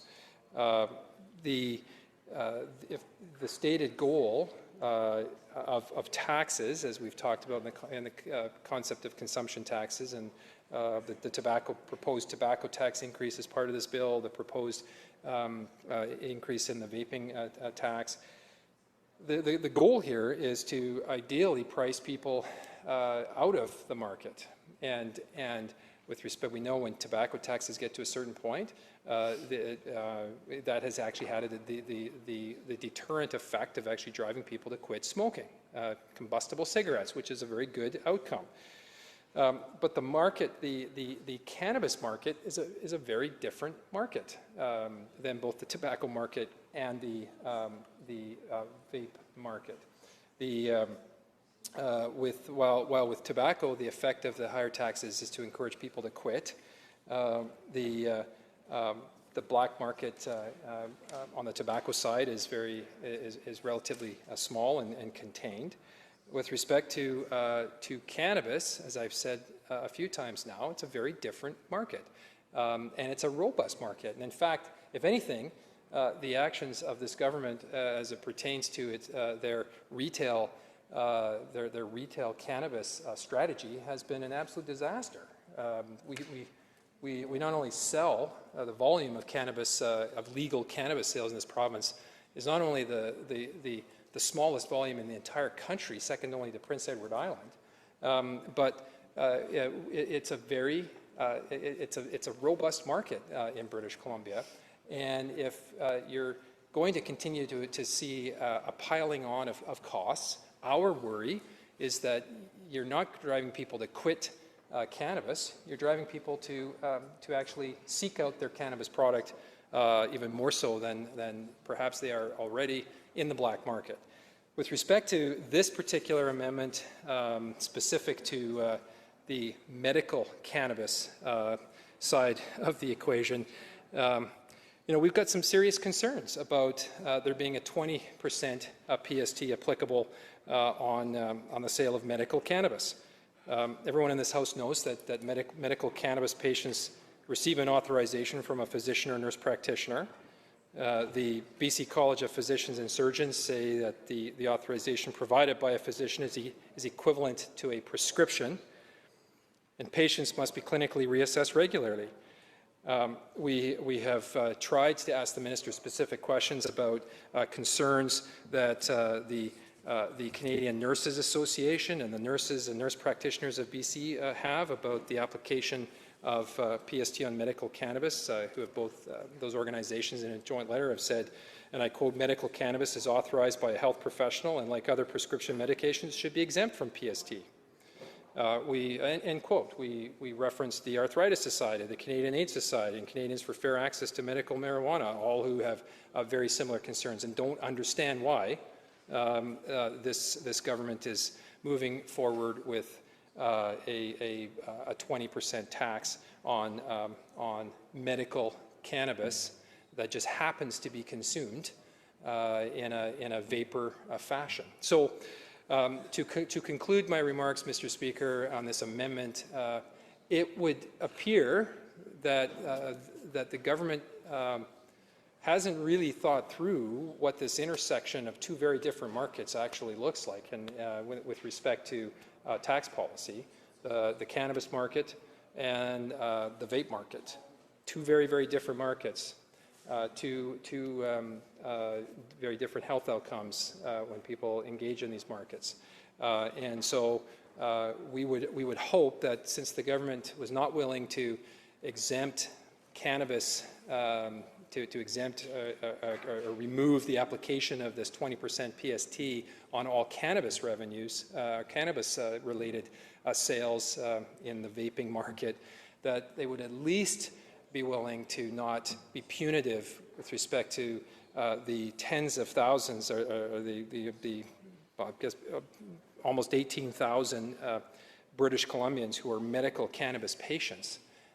By implementing or imposing this 20% tax on their medical cannabis, if they are, in many cases, taking the medication, the medical cannabis through a vapor product. So I strongly support this amendment and hope all members of the House will as well. Minister. Through you to the member, so just a couple of pieces to add. I mentioned earlier the issue, and we certainly have heard the concerns from Ledge Council that there is no definition of medical cannabis, therefore that creates an impossibility to be able to carry out the amendment. I think that's important to note. But I also want to come back to something the member from Surrey said earlier, where she said that vaping products are potentially dangerous. I think we have had a lot of discussion in this legislature about vaping products. We have had a lot of discussion from the member who brought forward a private member's bill on vaping products, about the danger of vaping products, about the challenges of vaping products. So I think it's important to recognize that, and I think it's important to acknowledge that in this debate as well. Member for Prince George Wilmot. Very much, and obviously I support the amendment that's been tabled, but I have a question for the minister. I think this is perhaps a little less complicated than it is being described as here. Can the minister clarify when she notes the complexity of implementation? Isn't it true that medical cannabis isn't sold at retail? In fact, it's sold through licensed producers after medical authorization. So how difficult could it possibly be to actually exempt and look at the amendment that the member has tabled? It is actually not sold in retail as far as we understand. So maybe the minister can clarify how it's so complicated when we're talking about medical cannabis. Minister. Thank you very much, Chair, through you to the member. So I think the member is showing the complexity in the question and in the discussion around vaping products that include cannabis versus medical cannabis products. The member is quite right. Medical cannabis products often are received through authorization. We are talking about vaping products being sold in vaping stores that include cannabis that will, as of October, be able to be sold in stores. We are saying not two prices, one price for all vaping products in the stores. So again, I'm going to speak against the amendment that's here. I think if the member, we've shown through this session and how quickly that goes, we've shown through this session the ability to be able to work on amendments that have notice, that have discussion, that have the ability to look at the policy implications. It's a completely different discussion that the member is talking about if we get into the broader issue of medical marijuana, and I understand that the member may want to have that discussion as well, but what we're talking about here is vaping products, the ability to be able to, on the fly, bring forward amendments that haven't gone through Ledge Council, that haven't had the policy discussion around other areas that are impacted, that involve buying products both in a retail store as well as through the medical system, and the complexity of that mean, once again, I will speak against the amendment. Member. Well, thank you very much. And I mean, obviously, we want to be able to have a look at the amendment, but we should be clear what the minister said. We're talking about the use of vaping as part of a medical prescription. People have the opportunity to get a prescription to medically use cannabis, and they should have the right and the ability to choose the method, and that includes vaping. And those products that are acquired are not acquired in the same place as other products. So the minister could actually look at an exemption for vaping use for medical cannabis. They would be sold in a separate location. Is that correct? Minister. Very much, Chair. I think I've spoken already to the complexity is not as simple as portrayed, and it's exactly the reason that we have the discussion about bringing these issues forward and having the conversation before we get into making policy on the fly.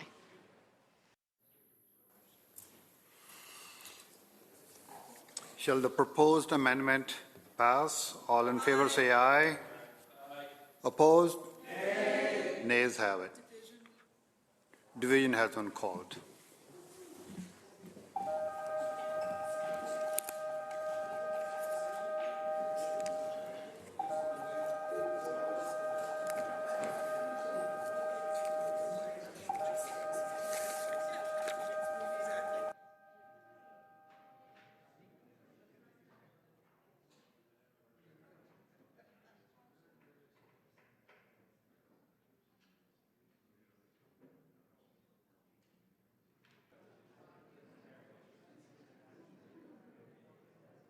Members,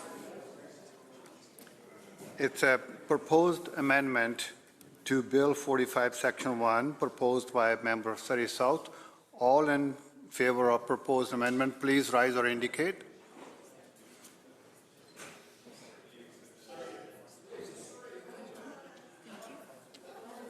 Thank you. Be seated. All those opposed, please rise or indicate.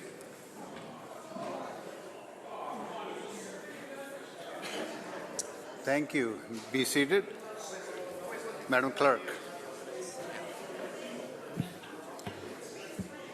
Those voting yea: 𝗔𝗘𝗚𝗜𝗓, de Jong, Bond, Wilkinson, Lee, Stone, Coleman, Watt, Bernier, Thornthwaite, Payton, Ashton, Barnett, Yap, Martin, Davies, Kylo, Sullivan, Reid, Morris, Stillwell, Ross, Oakes, Johal, Rustad, Millibar, Sturdy, Klobuchar, Shapitka, Hunt, Throness, Taggart, Stewart, Sultan, Gibson, Foster, Isaacs, Letnick, Thompson, and Larson, 40. Those voting nay: Heyman, Donaldson, Mungal, Baines, Baird, Chen, Popham, Trevena, Chow, Kang, Simons, Deeth, Sims, Routley, Ma, Elmore, Dean, Routledge, Singh, Leonard, Glumac, Callon, Begg, Brar, Darcy, Simpson, Robinson, Farnworth, Horgan, James, Evie, Dix, Ralston, Mark, Fleming, Conroy, Fraser, Chandra, Herbert, Malcolmson, Firstenow, and Olson, 41. Amendment is defeated.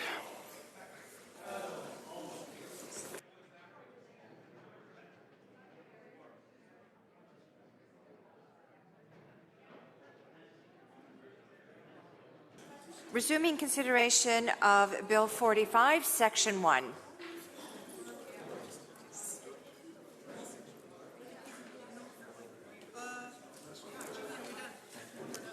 Section 1 is done? Okay. Shall Section 1 pass? So ordered. Shall Section 2 pass? Recognizing member from Prince George Valemount on Section 2. Thank you very much. We're going to spend a bit of time looking at the tax rate and the analysis that the minister and the ministry undertook. So can the minister just articulate for us what decisions went into setting the tax rate and why 20% was chosen? Minister. Thank you very much, Chair. We did canvass this already, but I'll canvass it again if the member wants it canvassed again. We did go through this all at the beginning of the discussion. We are looking at the discussion around whether the price point utilized will discourage behavior. And so we looked at all the research around that, and certainly there is clear research that talks about the fact that price point makes a difference. Price point is particularly sensitive for youth, so youth are more sensitive around price point. So again, that was part of the reason we looked at it. We also looked, I mentioned already at the beginning of this discussion, the Journal of Tobacco Control, a British medical journal, talked about a 10% price increase could reduce demand between 12 and 19%. And so again, based on those findings, we believe we could have a comparable effect. So that's why we picked the 20%. As I said earlier again this afternoon, I believe this will need to continue to be looked at because I think there is obviously the opportunity to be able to monitor, to see how it goes, to see how the 10-point plan goes, and to determine whether this is the right measure or not. Tobacco taxes are much higher, but we have a much longer history with tobacco around the use of tobacco, and hence the decision that was made on this. Member. Thank you. Just curious if the minister or her staff have had any conversation with Alberta. I think they announced that they were considering a tax, looking at the vaping tax, and I think it was actually prior to this package being announced. So has there been discussions with Alberta and whether there will be any sort of consistency in approach?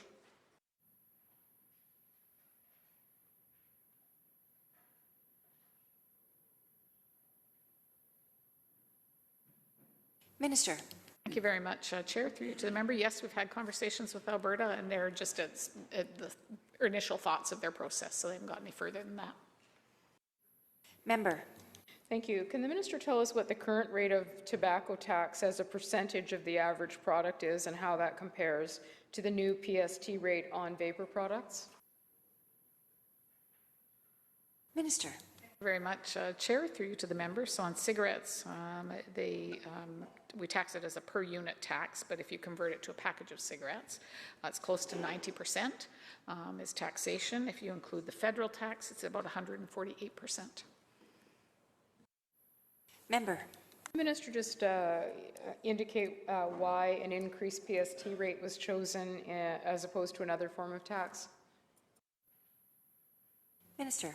Thank you very much, Chair. Through you to the member. So I think the first reason is that the tax already exists. It doesn't mean creating a new tax. The tax is already in place. That makes it easier for consumers who certainly already understand the tax, easier for businesses. They already have the structure in place around that. And considering the number of retailers, I think we heard that discussion earlier from the member from Kamloops, given all the retailers, certainly easier to use an existing structure. Member. Thank you. The minister and certainly all of us recognize that there is a price sensitivity and probably particularly for young people. And the minister's reflected on a number of reports today. Has she looked at or modeled expectations around the level of price sensitivity for young people and what we could expect to see with this increase related to youth vaping behavior?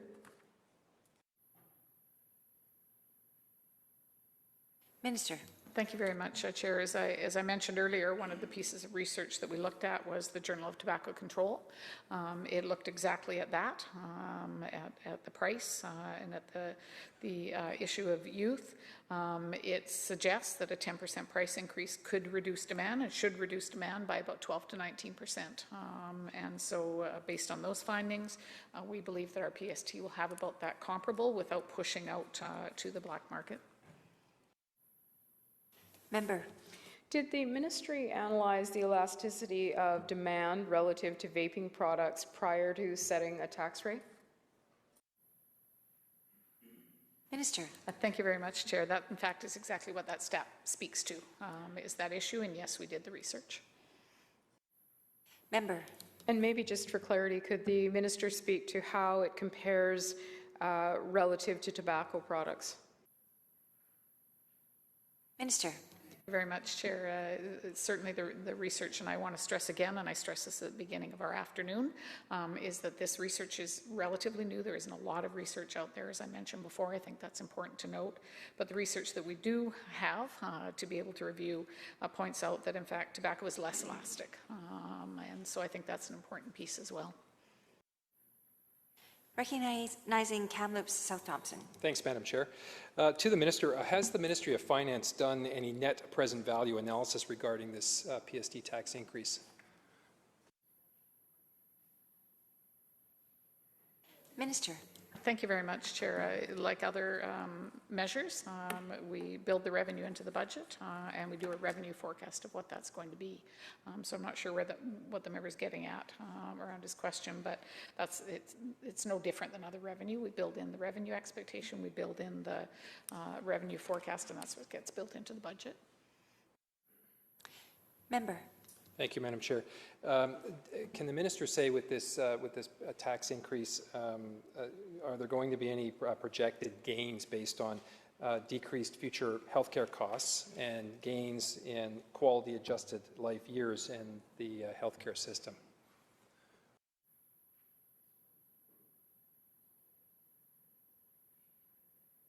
Minister.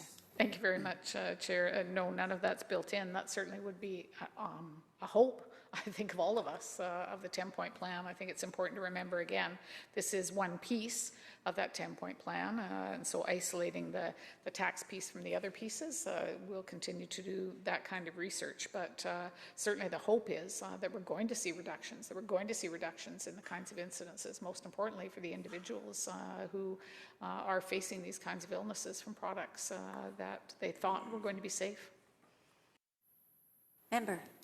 Yeah, I agree. I think we all certainly hope that there will be some short, mid, and long-term health benefits as a result of the broader action plan to crack down on youth vaping and generally to reduce vaping rates province-wide.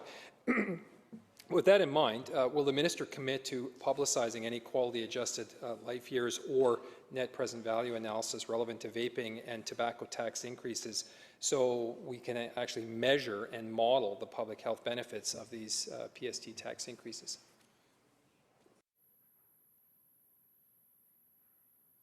Sir. Thank you very much, Chair, through you to the members. So I think, as I pointed out earlier, that this is a 10-point plan. We certainly hope that there will be those changes, but pulling out, we don't do a net present value on taxation. That's not a process that occurs, but the process of determining whether there are changes, we'll certainly be monitoring, and I know the Minister of Health, who is here, would be also talking about monitoring, because we want this plan to be successful. There will be tracking of what's going on. There will be that kind of view, but the changing of the dollars and accounting for perhaps savings in the healthcare system, I think would be very hard to pull out when you're looking at one point of a 10-point plan. Member.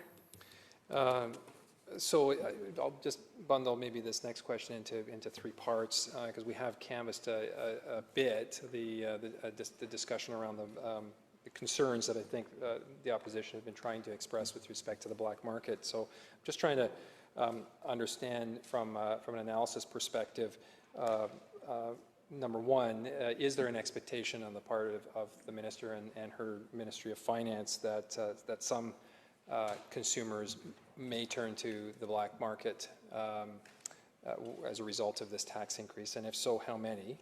Number two, does the Minister have an estimation of what the current size of that vape products black market is today? And number three, do we have distinct estimates for black market products in the vapor market? So the different types of products that cumulatively make up the vapor industry. Are there some estimates that the Ministry would have as to what the size of the black market would be for each of those very distinct product categories in the vapor market?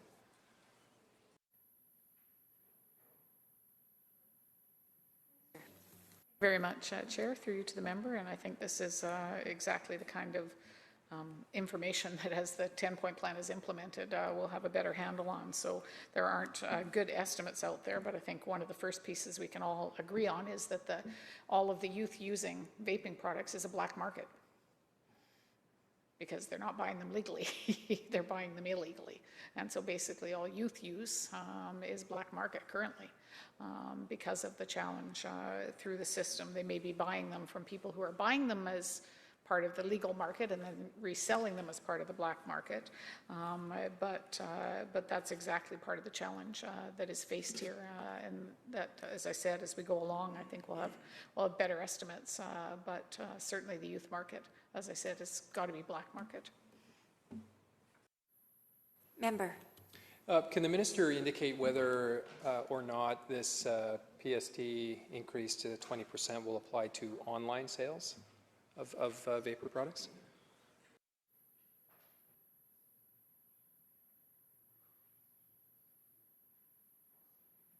Minister. Thank you very much, Chair, through you to the members. So certainly anyone selling online in BC is already required to be able to collect the PST. That's already a part of the requirement. Those who are selling from outside BC into BC, many of them are already part of the system, but those who aren't is part of the work that I talked about earlier in making sure that we're capturing all of the people who will be required to pay PST. Member. So I appreciate that, Madam Chair. I'm wondering if the minister could speak to what happens in the situation of a youth or anyone else, for that matter, purchasing these vape products online from retailers that are not captured by the regulatory environment here in British Columbia, not captured by the PST here in British Columbia. What protections are being considered, particularly for our youth, to ensure that that consideration is in mind? Because the minister and I could probably go and have a little sidebar conversation, and we could rattle off a number of online retailers in the cannabis space that are actually, good, law-abiding, organizations or companies that will be in compliance with this, or will ensure they're in compliance with this right away. It's the shadier operators that would more likely than not be based outside of British Columbia that would be offering their products for sale online.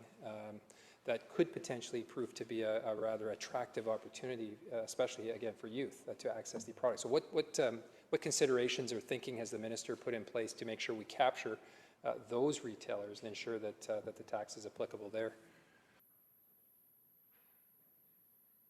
Minister. Thank you very much, Chair, through you to the member. We already have existing arrangements with border crossings around collection of PST, so we'll just be expanding that to, if this legislation passes, we'll just be expanding that to include the new rate for vaping products, so that captures both U.S. as well as international packages coming through the U.S. That's taken care of through the arrangements with the border crossing that are already in place, and we're looking at all the options necessary, again, if the bill passes, to require vendors across Canada to register and comply as well with PST. Recognizing member from Prince George Valemount. Thank you very much. Do we know does the minister know the current revenue from PST for vaping products? And if not, could she outline how the modeling projections were modeled?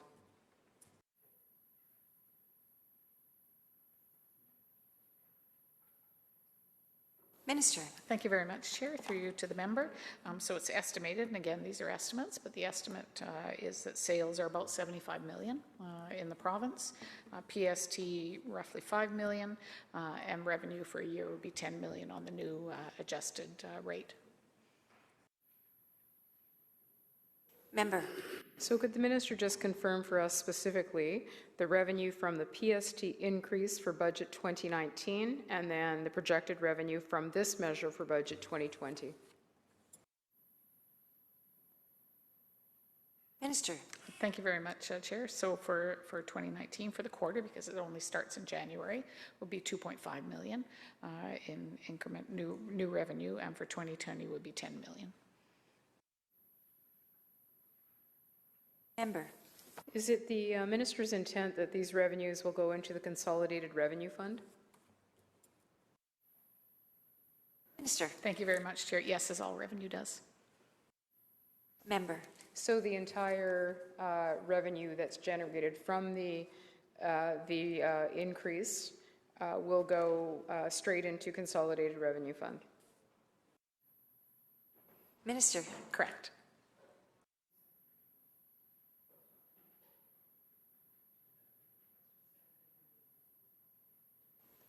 Recognizing Kamloops South Thompson. Thank you, Madam Chair. Wondering if the minister would be open to considering a special account for the purposes of administering and dedicating these funds to evidence-based awareness, prevention, and support programs.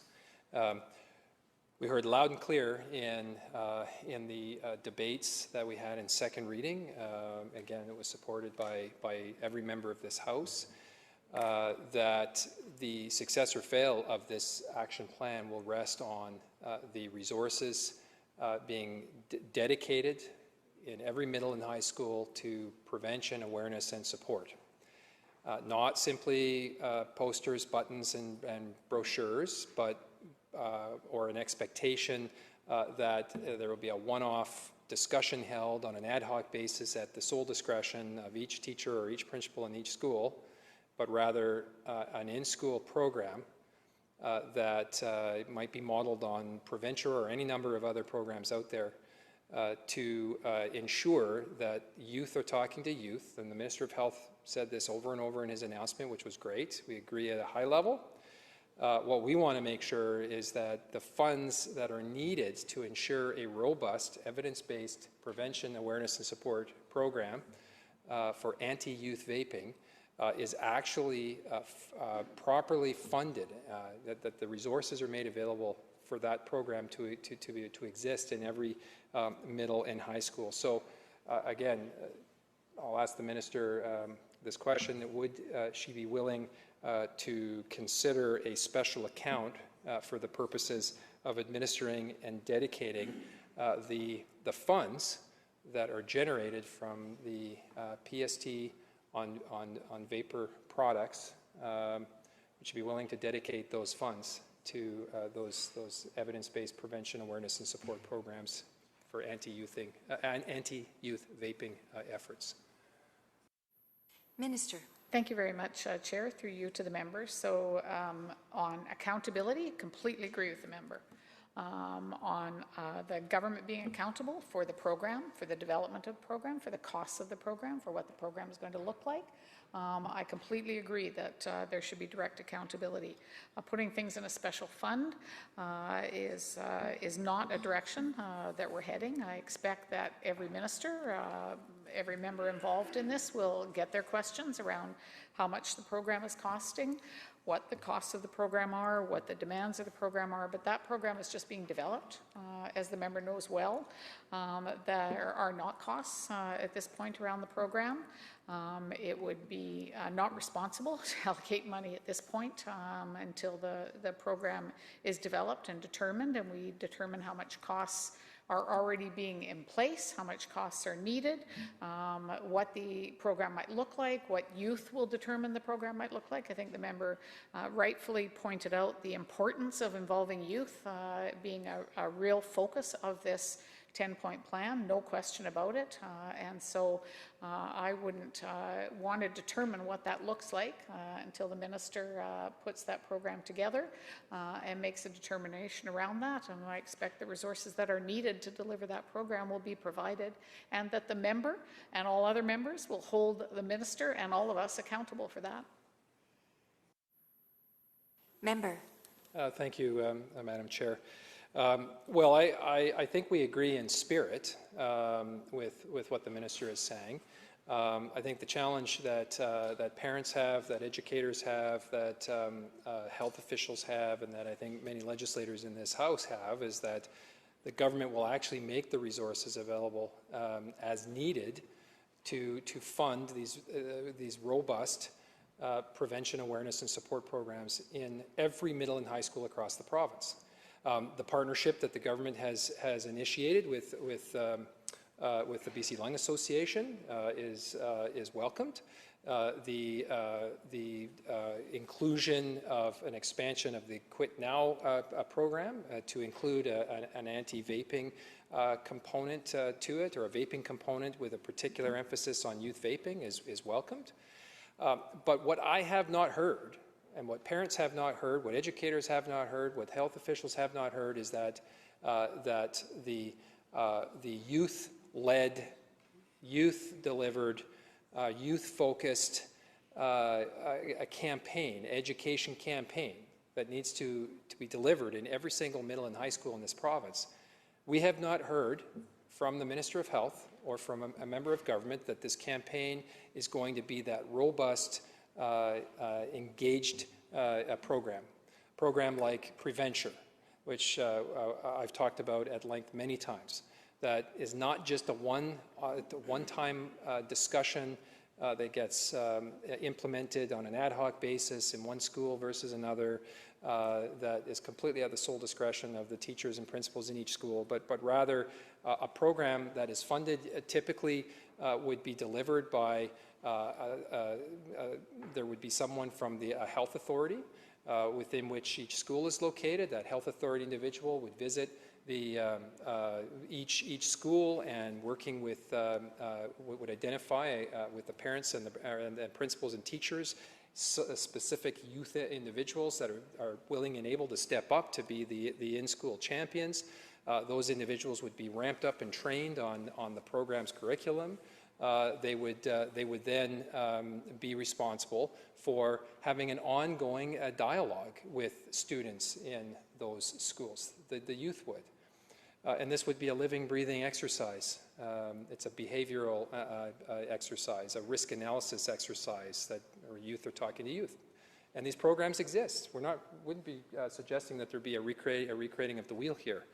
I think the acknowledgement that we all need to make is that educators are running off their feet in schools. I know the Minister of Health has certainly heard this. As students increasingly are vaping in washrooms, in hallways, even in classes behind their teachers' backs, on playground, or the areas outside of the schools, just off of school property, and schools are doing everything that they possibly can to try and fight back, to try and combat this rise of youth vaping in their schools. Every school is trying something different. I note Principal Sheldon Marsh of Revelstoke Secondary High School, who has been featured recently for being quite innovative in the approach that he's taken. He has established a buyback program in his school. So he offers credits, cafeteria credits, for students who forfeit their vape devices. And he has taken a collection up amongst some administrators and the Parent Advisory Council in Revelstoke and some small businesses, and so he has managed to have 50 vape devices actually handed in his school, and those kids have received credits at the cafeteria. Other schools have gone to very extreme measures in having to take doors off of washrooms. A wide variety of different types of lectures have been provided in schools around the province. But parents, or teachers and principals in particular, are run off their feet. And it just speaks to the importance of a standardized province-wide program that would be in every middle and high school, that would focus on awareness and prevention. On the support side, let's not forget about addiction here. I read into the record in second reading I think some pretty heartfelt comments that had been emailed to me from parents in Kamloops. In one case, a woman who says, look, I appreciate the focus on vaping. I appreciate that we're going to now maybe try to get ahead of it here and prevent youth from doing it in the first place, but my daughter is already addicted. What am I supposed to do with that? Where do I send her? Who do I connect her to? Where is the support for my daughter? This mother said to me in her note. I've had other parents come into my office and say the same thing. I've I've had 14-year-olds look me in the eyes and say, I don't know what to do. All I know is I'm addicted. So an expansion of the Quit Now program is great. But I'm receiving a lot of correspondence, even just in the last week, and I'm being copied on everything that the Minister of Health is, from folks in the health community saying, we're not certain that this is going to be enough, that there's going to be enough capacity to ensure that the support, the addiction support programs are available province-wide for youth who are already addicted. So I come back to the point here that the entire youth action plan falls completely flat on its face if we get the education component of this plan wrong.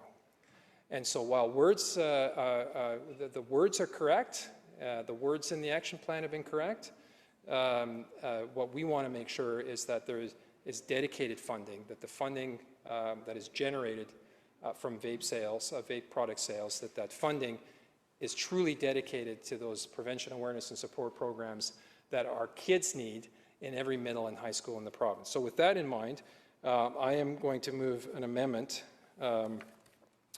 This would amend sections 5.1, 5.2, and 5.3 that would provide for a vulnerable adolescents protection from e-substances special account. That would be a special account in the general fund of the Consolidated Revenue Fund.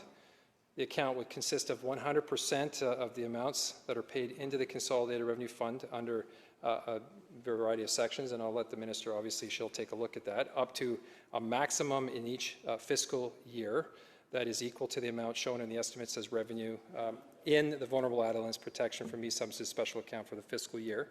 And last but not least, on the amendment would provide for this, on the written authorization of the minister, money may be paid out of the account for the administration, operation, and delivery of education programs focused on awareness, prevention, and addiction support respecting e-substances.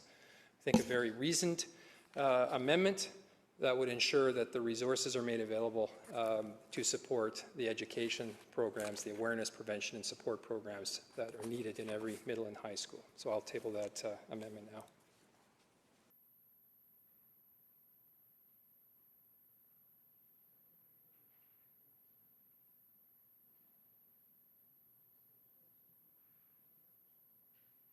Minister. Thank you very much, Chair, and through you to the member. I believe the amendment is out of order because it imposes on the Crown. Member. Thank you. I just would like to have the minister clarify then. The concern here is about transparency. This isn't about, imposing any financial expectations on the Crown. It's about saying to British Columbians that revenue will be made transparent and will be set aside to actually fund the plan that the government has laid on the table. It's about transparency.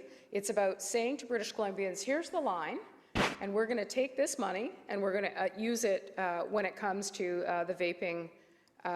Is the minister saying that it is impossible to create a dedicated fund from revenue that's generated from vaping? Minister. Thank you very much, Chair. Through you to the member, and I had this conversation with the member's colleague, but I'll repeat it again. The member is quite right to hold the government and ministers accountable for where dollars are spent. That's exactly the process that occurs in this legislature each and every day, that occurs through the budget process, that occurs through the estimates process.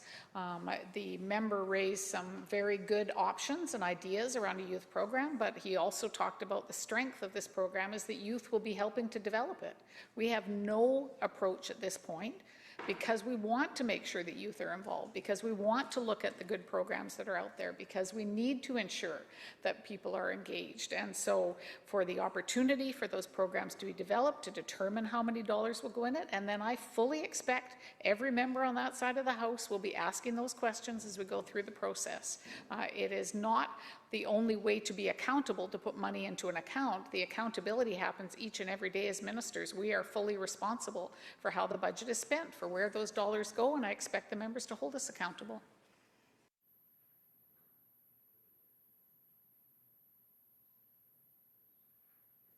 Members, I've had a chance to review the amendment, and I'm going to rule it out of order. It goes beyond the scope of the bill. Member. Thank you, Will. Can we continue the debate on the issue at hand? On the section that we're debating? Yes. So to the minister then, this isn't an issue. We're not here with this amendment trying to debate the issue of what programs are going to be in place or the quality of them or which ones they're going to be. What we're debating is a fiscal matter. The government is imposing a new tax, an increased tax, a significant tax, which, by the way, we and probably most British Columbians agree with. What we are saying to the government is this: be transparent about how much money is raised and where that money is going. The government intends to roll that money into the Consolidated Revenue Fund. And then it will make a determination, I'm assuming, across ministries. There's no cross-ministry working group yet, but we're looking forward to hearing who that will be.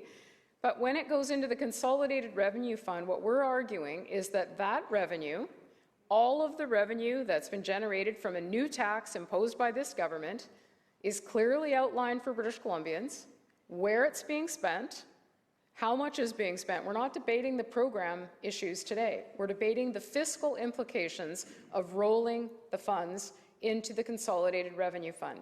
So is the minister willing to consider how that information is made public, how the spending related to the total revenue generation is made clear to British Columbians? Minister, on Section 2. Thank you very much, Chair. Through you to the member. We've had this conversation, but I'm happy to have it again if the member requires it. The revenue, as with all governments, regardless of whether it's this government, previous government, or governments before that, will go into general revenue. The program will be developed. The programs will have a cost to them. Government will be accountable for those costs, accountable to make sure that the program is implemented. And I think certainly the spirit that I heard in second reading from all members in this House was that we want this to be implemented well, and I expect we would be held accountable for that. Minister. And with that, noting the time, Honourable Chair, I move that the committee rise, report progress, and ask leave to sit again. Members, you heard the question. All those in favour say aye. Aye. Opposed? Motion carried.